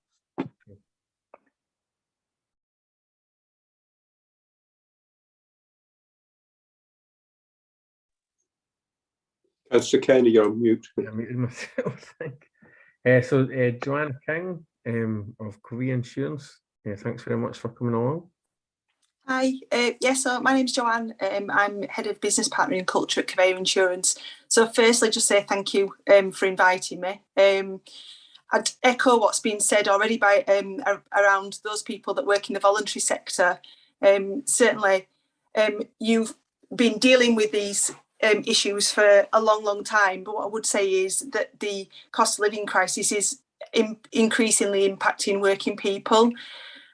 So we're definitely seeing at Covey more of our staff talking about their increased concerns about, particularly as we go into the winter period, paying their mortgage, paying their bills.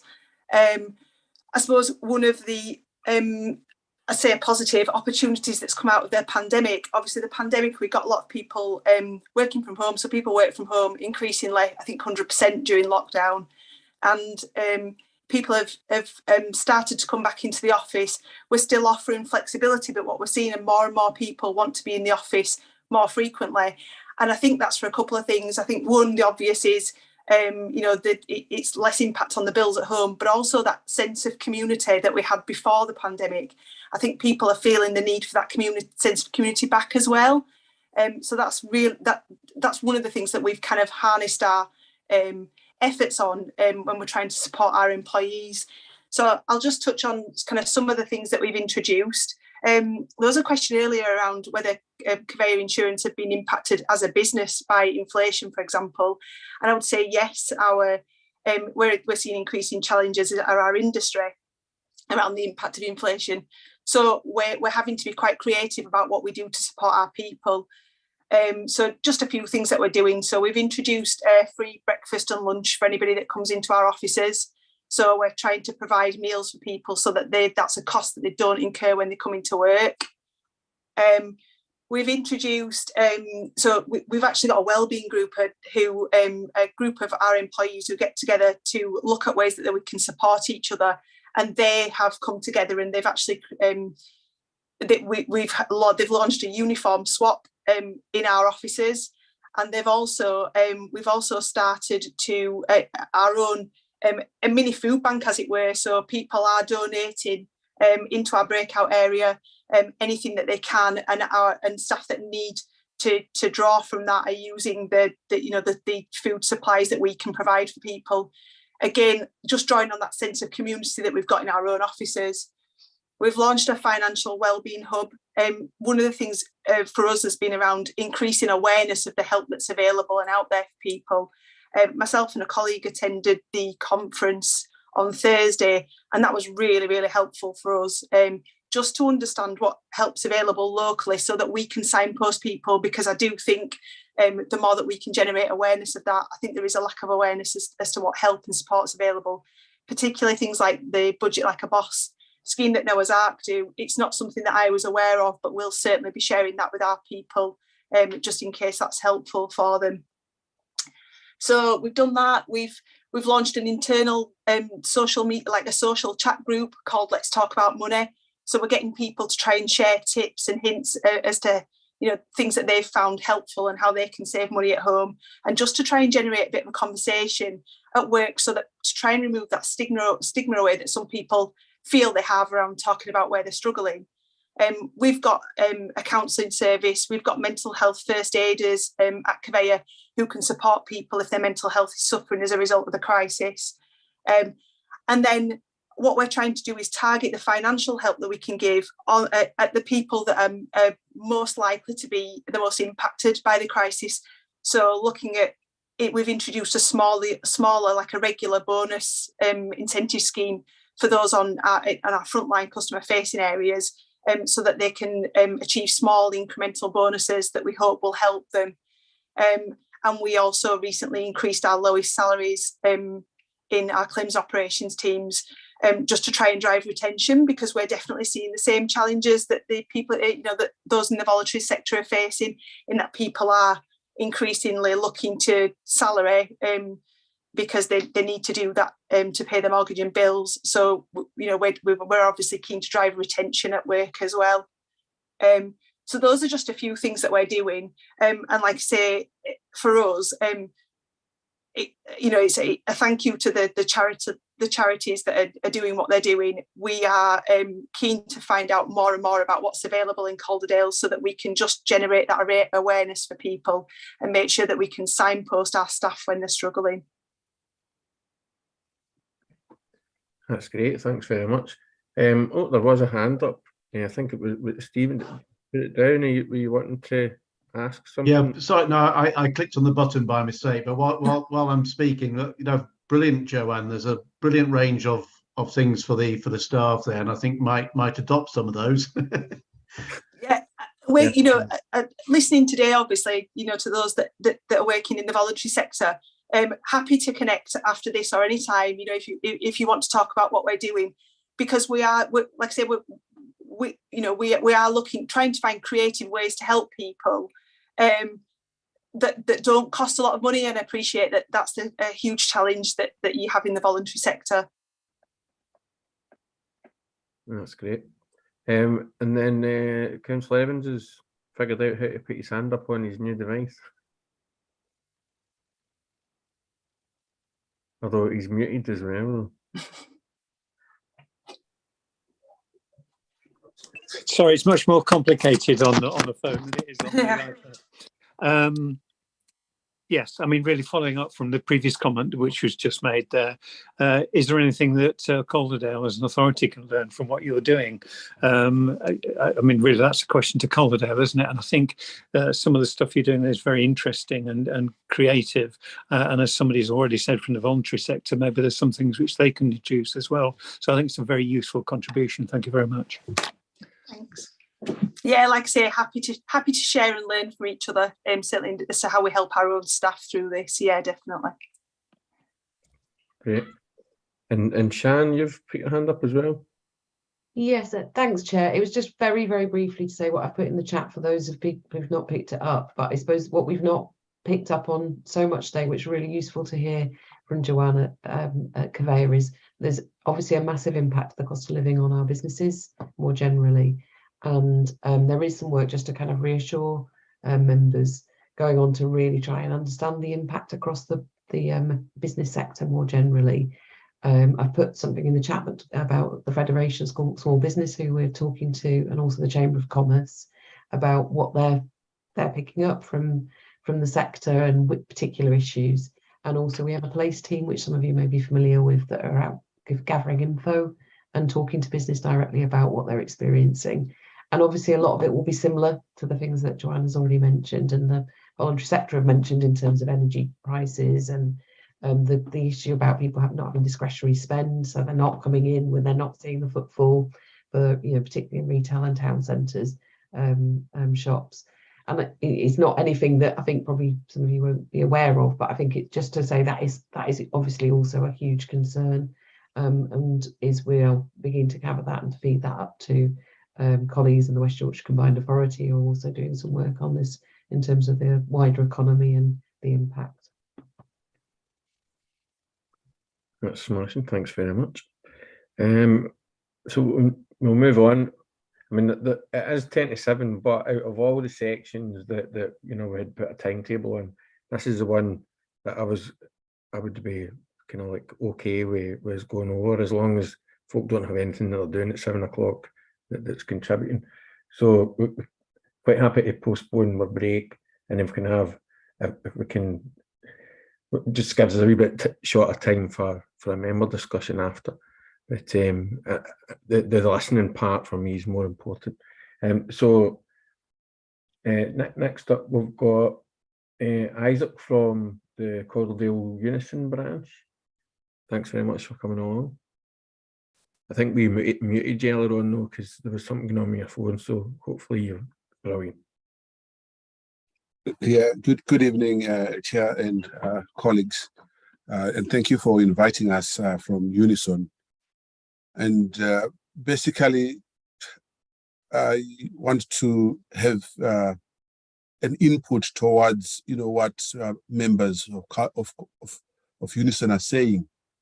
And obviously, the situation is a situation of poverty, gloom and doom around us, in terms of, you know, just prices going up, inadequacy of the money going round. And I think colleagues from the third sector have honed into that aspect. And, you know, I have a few narratives that I share from the hard times and bleak houses as bills plunge millions into despair. And according to some members, we are going back to the Dickens day of hardships in terms of the cost of domestic fuel and petrol, which are causing suffering and fear all around. One social worker says they're paying about £310 for half a ton of coal which is 26 for their multi-stove. And they live in a terrace back-to-back house, and is still cheaper than their monthly gas bill.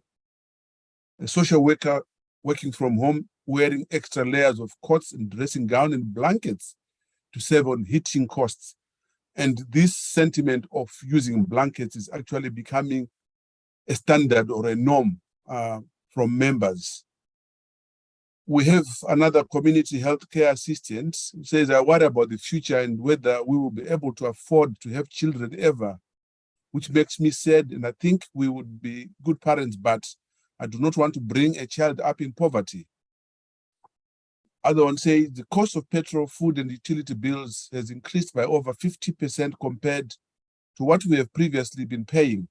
And our utility bills are due to increase further this winter. And again, arguments are, at the moment, it feels like we are doing it, is always paying bills and bills, and we are gradually getting into more debt and more debt. I think the colleague from the Citizens Advice Bureau honed in on that aspect. And we find this distressing and depressing and stressful. And I think it will also mean that our people may have mental health problems as a result of these hardships. And we feel we just have to put our heads above water, and we're not sure how long we will last, and the cost of living increasing further. And we are trying our best under the circumstances. Now, we at Unison are aware that wages are inadequate due to inflation. And though, we have had and we've balloted our members for the NJSAP award for 2022, the majority of our members have voted to accept the chief officer's JNC pay offer for 2022, and also even the junior officers. And on average, over 60% of our membership voted to accept, with about 35 rejecting.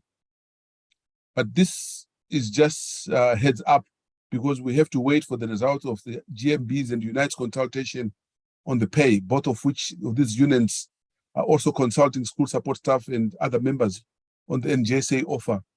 And only then can we then come to our employers, to the big employers, HR, and put in our position. But we have notified our members that this is the position so far, and we have to wait. Now, finally, the feedback from our members is throughout the consultations that while maintaining a link with the CPI inflation rates, it is not enough after several years of lost value to below inflation rises. So whether we use the retail price index or consumer price index, we want the best outcome for our members. And we want also to start negotiating for the 2023 as soon as we have accepted the 2022 pay offer. And I thank you for the time and for listening. Thanks very much, Isaac. It sounds though that your yes rate was similar to my union and at work. Councillor Holdsworth's got a hand up.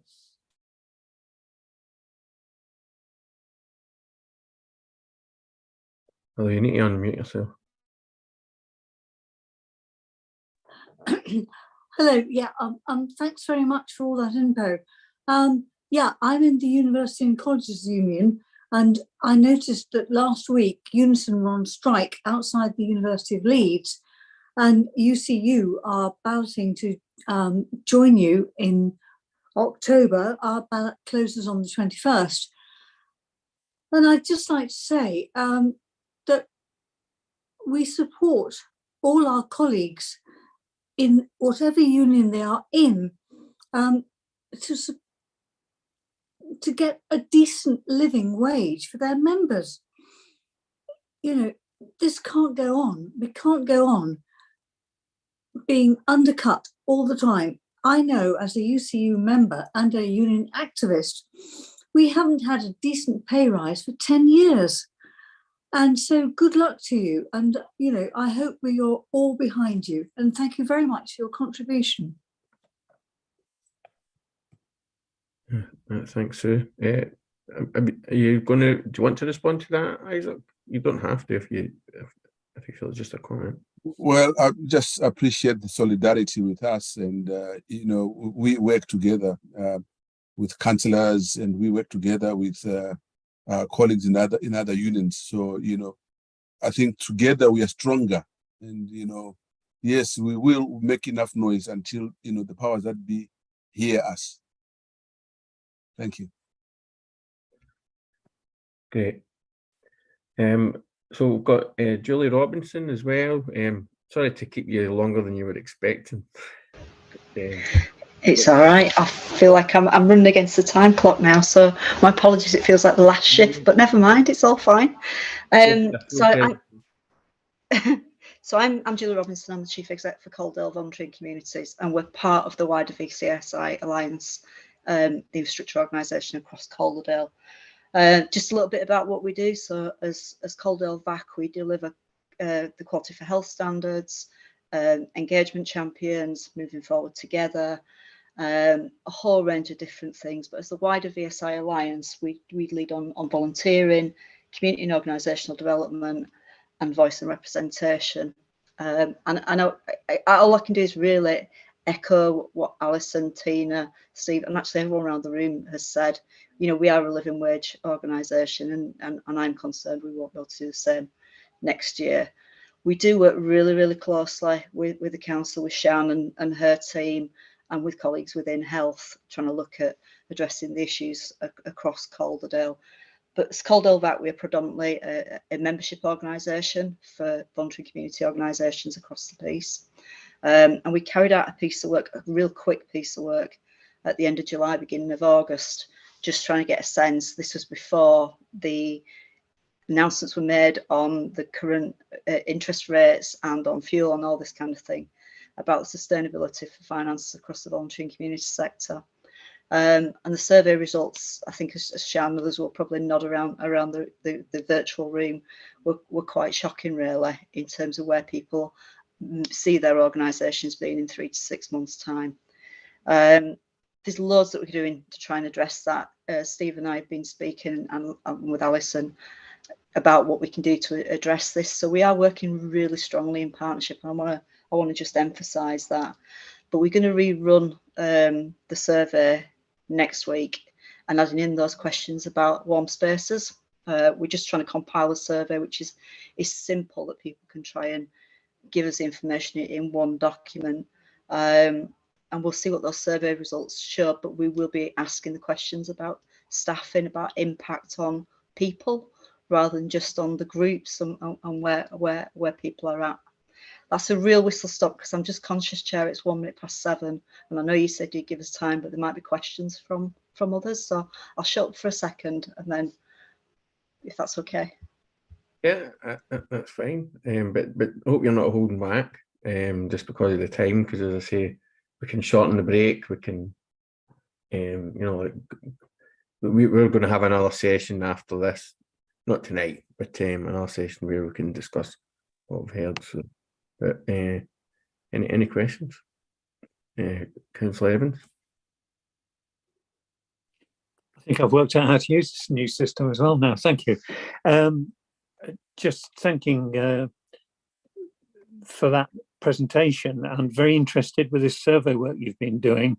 I'm just wondering whether it's appropriate for us as a group here to ask to see the results of your second survey as well, whether that's something you would be willing and able to share with us, because I think it would help towards this whole process of finding out about the problems which are presented to us at the moment.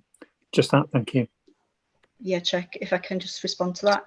Yeah, that is absolutely the intention, because we are trying to pull together the information succinctly, which will go to the Inclusive Economies Board and to the Health and Wellbeing Board. So I can see no reason why, once we've done that, unless anyone shakes their head at me, why we can't share it, because it's important information.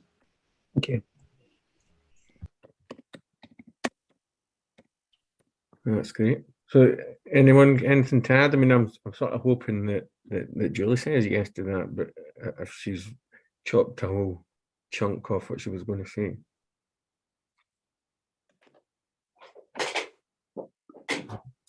Okay. We should probably have a bit of a break. I know I need to go to the loo.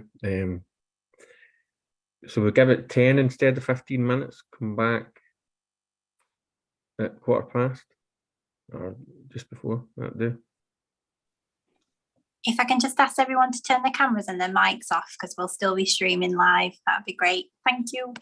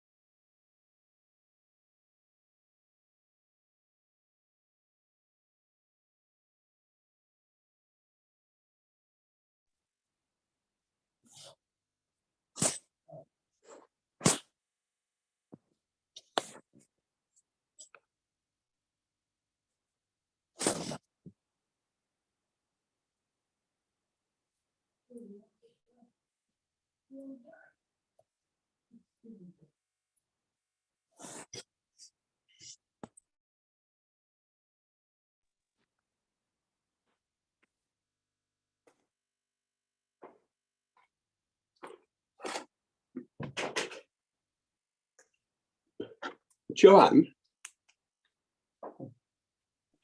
Hello. Yeah.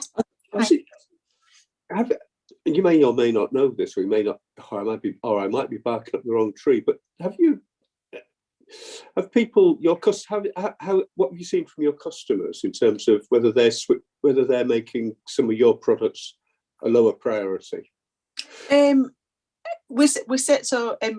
Our customer experience team have recently did a survey to try and get a sample, to try and understand what our customers might be experiencing, and was kind of. I can't probably answer the question around whether they're defaulting on insurance, whether they're not buying the products, but certainly we are seeing increasing vulnerability in customers when we interact with them, difficulties in paying their premiums, increased anxieties, particularly if they have to make a claim, and that distress. We are having we're running a lot of workshops for our customer facing teams at the minute to try and help them to be able to respond to those, because they're frequently interacting with customers whose mental health is suffering as a result of their crisis. So we're trying to give them more skills to help them to actually support their customers. So it's kind of two-edged really. So we're helping them do that, but at the same time, obviously conscious that our own staff are also facing the same challenges. So we need to make sure that we replicate the support that we're asking them to give to our customers. We're replicating that internally for staff as well. Yeah. Okay. Sorry, Stuart. Sorry, Councillor Kearney. I was just chatting sort of in the break because I thought it was in. I mean, those of us that were at the session last Thursday, and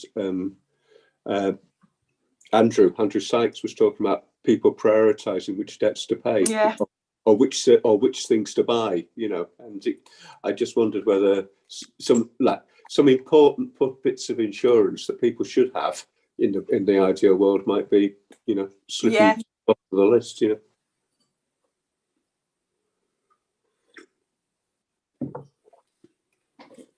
Like I say, we found that conference, me and my colleague, really, really useful, just because it gave us so much more insight into what's available locally for our people, so that we can put people in touch with the right support.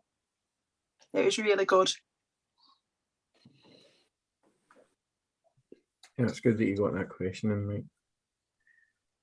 That's really good. That's really good to hear that you found it useful. I mean, I thought that Rachel, Stuart, and Sean and Sarah, who put all that together, did a fantastic job. And I just wanted a quick thing before we get started.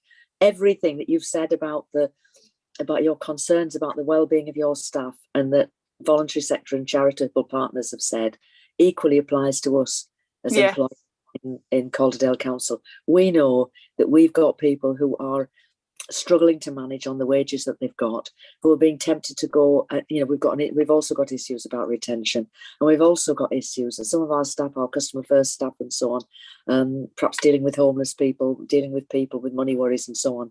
They're under an awful lot of stress as well, and at the same time, we're also facing struggles about making sure that we can fill all the posts that we've got. So I think what's very clear to me is everybody that's working on the front line we need to look after our people, and we need to just be aware of the pressures that they're under, really, and do what we can to support them.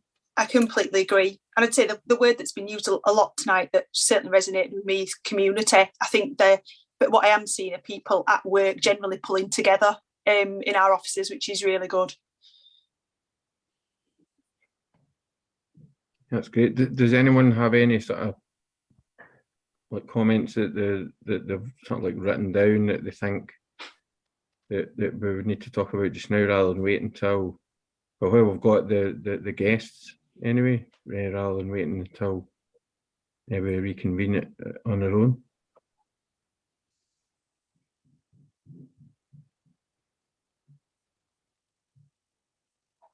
No, no one's chipping in. Well, it's like 7:20. We've technically got, you know, like another 40 odd minutes. Does any of the guests have anything else that they want to add?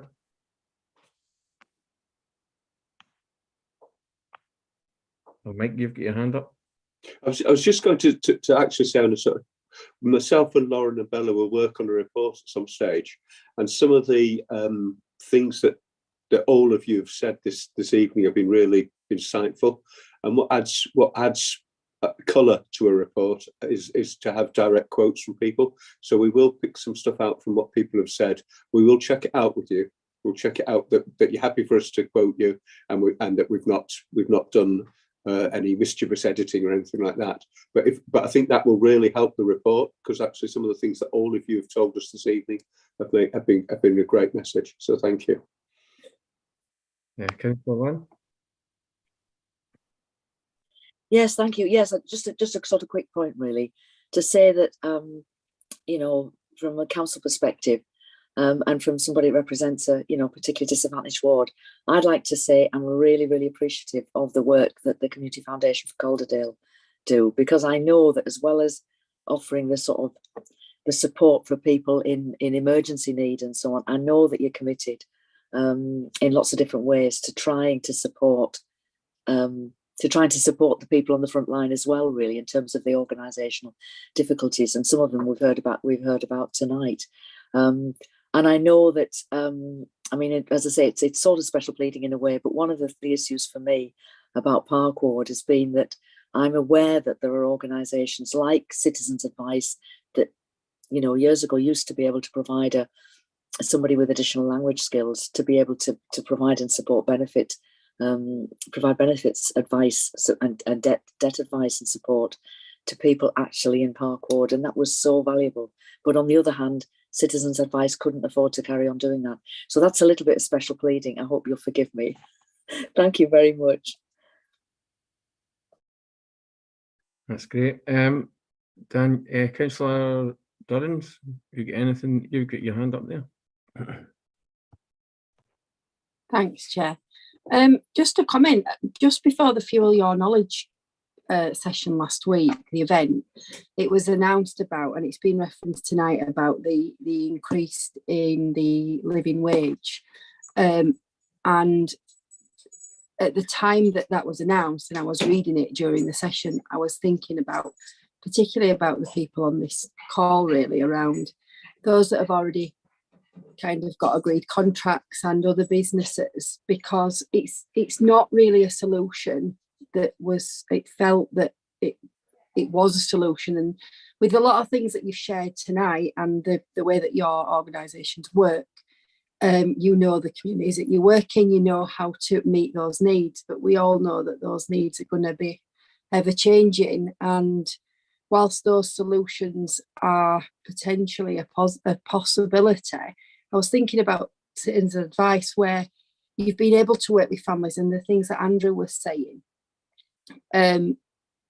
you know, and them ever-changing barriers. How do you think, and you might not be able to answer this, but how much are you going to have to buy off with what you already know you need to provide within your communities in order to kind of respond to the increasing pressures? Because there will be a buy-off. If you can't pay staff your living wage and you've kind of committed to doing that, the buy-off is that the impact to your staff, and Conveyor Insurance reference quite a lot of what they're trying to do to improve their staff's morale and the impact of their staff. And then one of the other sides of things I keep thinking is the dignity. People don't often have dignity when their needs change. So I don't know if that's been kind of clearly put across. I'm thinking a lot of the partnerships and the voluntary sector respond to the needs within their community, but there's a bit of a buy-off now that their staff are dealing with the same issues, and that balance is just going to become ever more difficult. And I guess I'm asking, how will that be addressed, or have you got any forward thinking for that, or are you just kind of doing things as and when they come through?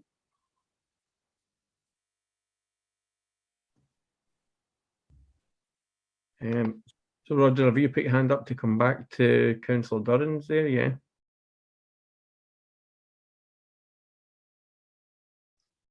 Yeah, sorry. Just to respond to that. I mean, we try various avenues of help. I mean, we have, for example, we had a service which worked with whole families, and that was incredibly successful and provided a lot of help for a relatively small number of families. But we didn't get funding to continue with that. That wasn't council funding. That was funding from elsewhere. So it simply had to stop, and that is a great regret. But there we are. We didn't have the money, so we couldn't do it. But that was an avenue that we thought would be really helpful, because problem families, they tend to have not just one problem, but a set of problems, and it's easier to address them in a family context. So we had to stop doing that. Councillor Lynn referred to the fact that we used to give advice in Park Ward attached to St Augustine's. We would love to get back there and love to do that, but at the moment we don't have the funding. So the way we have to work, we simply have to tailor our offer to the funding we can get. And obviously we don't just rely on funding from the council. We endeavour to pull in funding from outside, and we're actually very successful in doing that. But that is also is particular project based, so we have to devise a project that would appeal to that particular funder, and that isn't necessarily the very best thing that we could do.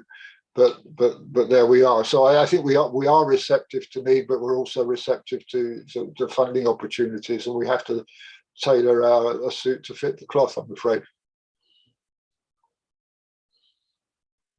Thanks for that. And then the same, and I can see Councillor Lee's got his hand up, but I'm guessing that Alison, Steve and Tina have got a response to Councillor Durrans. Alison? Thanks. So yes, Councillor Durrans, you're absolutely right.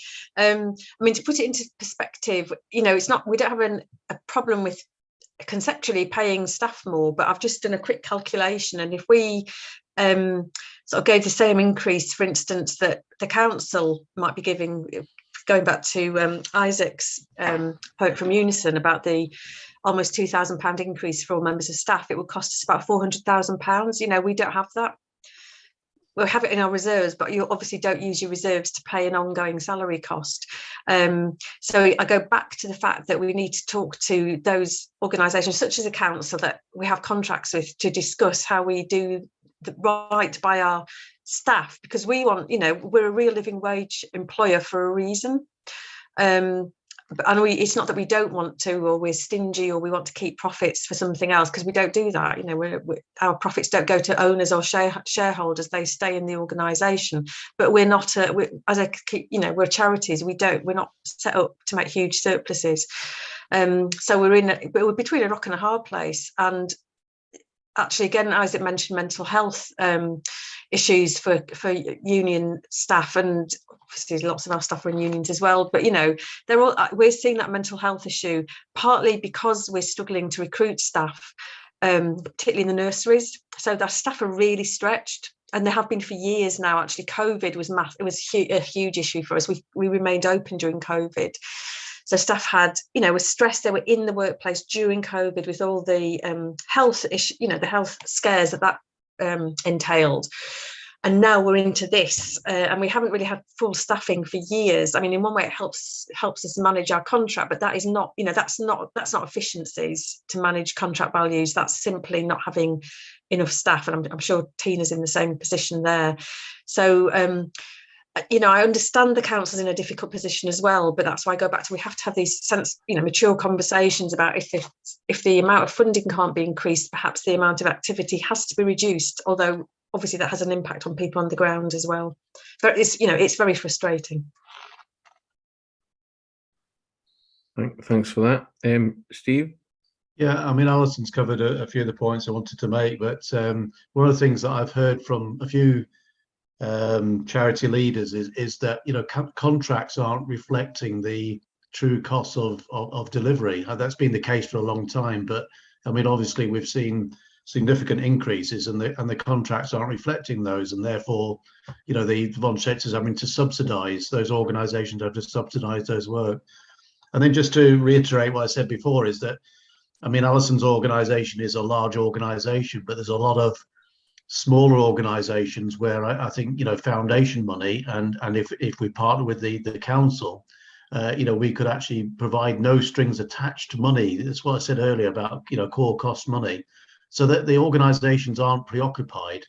I was talking to Angela Everson the other day from the Women's Centre, is that many of us are actually preoccupied with finding funding to keep our show on the road, as opposed to actually doing what we're actually so good at doing, which is delivering. But we're distracted because we're trying to survive. I know you've probably heard this countless times, but it's now, you know, it's now compounded by the situation we're in. That's great. And then Tina, and then I'll bring in Councillor Lee. Okay, I suppose I just wanted to answer Councillor Dewan's question as well. NHP aren't signed up to be a real living wage employer, but we've always aspired to it. And last year, in order to maintain our staff, we upped our salaries to above the real living wage and at £10 an hour. And obviously, when we heard that announcement, our first reaction is, how on earth are we even going to be able to pay that? And one of the things that we have to do to then be able to afford the salary last year is put our costs back onto our service users. So we deliver 6 daycare provisions. In order for us to then pay the staff more, we have to increase the cost to parents. You know, and it's really difficult because we're tied with wanting to support pay those costs, and as a result of us doing that, we lost some families because they went to them providers that haven't got as much overheads as us.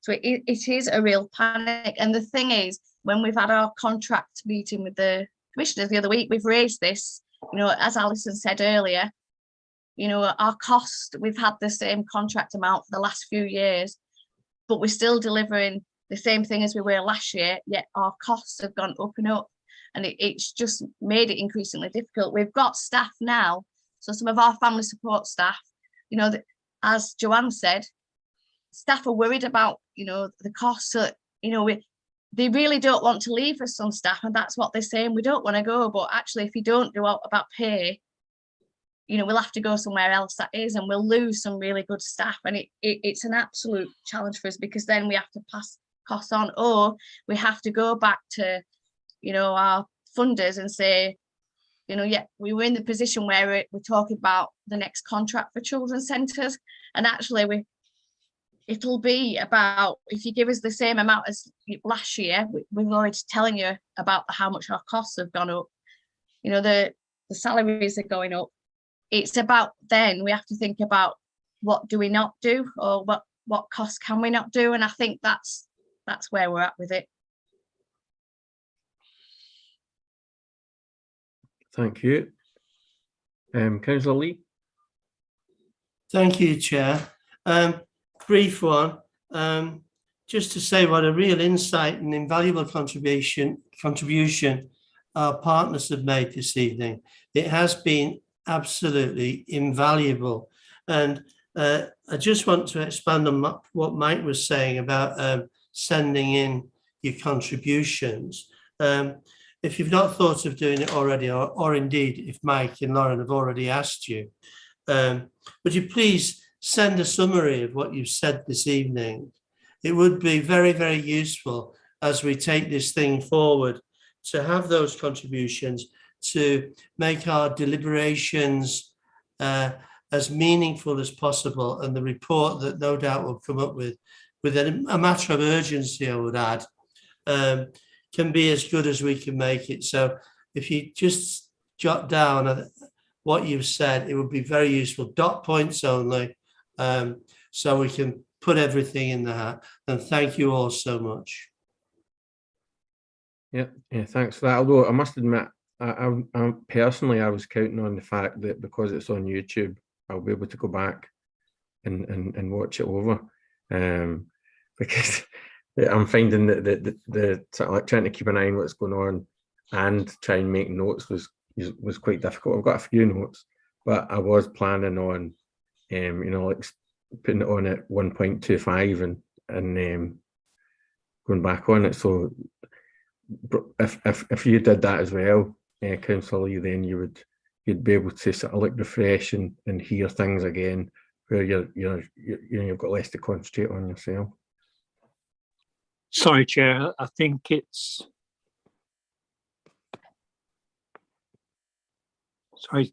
sorry, Chair. I think it's on the chat that Lauren says she's obviously made lots of notes and she's putting available the link to this meeting so that people can go back to it and find it. So yeah. I just thought I'd mention that because I noticed it.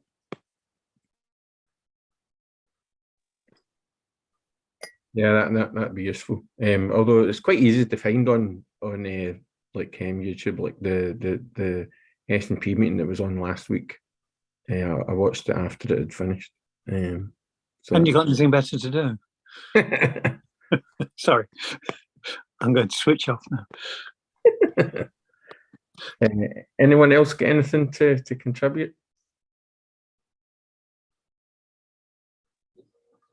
No, okay. Well, I mean, a couple of things that I'd made a note of, that I was mentioning there, that there was, like, budgeting seems to be a thing that for pretty much every individual is important, and it's maybe not something that they're used to doing.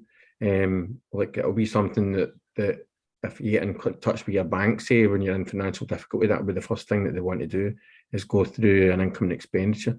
So I mean, if there's some way that we can enable that, to let people sort of like write down, like what comes in, what comes out, and like that sort of thing.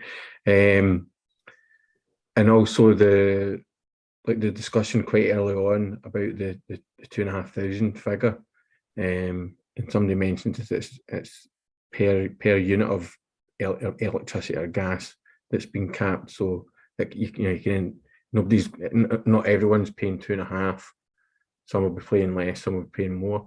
So maybe if there's some sort of explainer on, like that we could maybe put together. That was two of the sort of main points that I've sort of like written down. That's going to branch into the recommendations that we'll maybe try and do. Anyone else?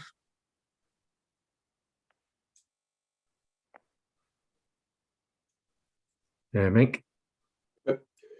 Only if there's no more questions from councillors or guests, Chair. I'll just come in and tell you what we're going to do next. Yeah. So we're trying to find a date when the councillors can get together. The councillors on the working group can get together to assess what you've heard this evening, and probably to have a look at some of the information that people like Caroline Jones and colleagues in each of the council's directorates have provided. You also had a long list of people that you suggested we should have added to this evening's meeting. I think if we had added those people to this evening's meeting, we would be probably 10% of the way through the agenda at this time. So I think we do need a second session at some stage. And I think that one of the things that I'll be suggesting to the group of councillors that we think about is starting to get, as sort of some of you suggested, to some recommendations or areas for recommendations. And one of the things that struck me is that both this evening and at the event last Thursday, some people, like Sarah, I think Sarah Richardson, have said this situation in many respects is as bad or worse in some respects than the pandemic. And I think it might be quite interesting for members of this working group to look at some of the different techniques we used, for example, to engage with people during the pandemic, that there might be benefit in saying, well, if that worked for the pandemic, does it work for this sort of approach? So I think at one stage we perhaps thought naively that we could do this in one evening and finish it. I don't think we can. I think we need to do some hard thinking next week when Lauren and Bella can arrange a date for us to get together, and I think have a second session to wrap up some of the people. I mean, for example, we haven't had any communication during this discussion with the DWP, unless someone tells me we have. Lauren and Bella, I don't think we have. That feels like a bit of a gap. There are other people that members suggested last week that we ought to try and make contact with and bring into this. So, as well as everybody else, I just want to say thank you, particularly to the people from other organisations, private and voluntary, charity, that have come to help the councillors with their work this evening. Thank you. Yeah, echo that. Yeah, thanks very much. So after stressing out as the time is marching on, it now feels as if we're coming to an end, and it's not even 28 yet. I'm sort of like thinking, has anyone got a suggestion? Do we want to use the rest of the time, or should we close the meeting and reconvene at a later date as councillors and whatnot? What do people think? Perhaps we just need to do some planning, do we, with Mike and so on, and maybe let the contributors get some tea or whatever. Is there a consensus there? Yeah, that sounds good. Thank you. And I say thanks for having us. You're very welcome. Thank you very much. And thanks very much for your contribution. Thank you very much, and all the very best. Thank you. Bye bye now. Bye bye. Thank you.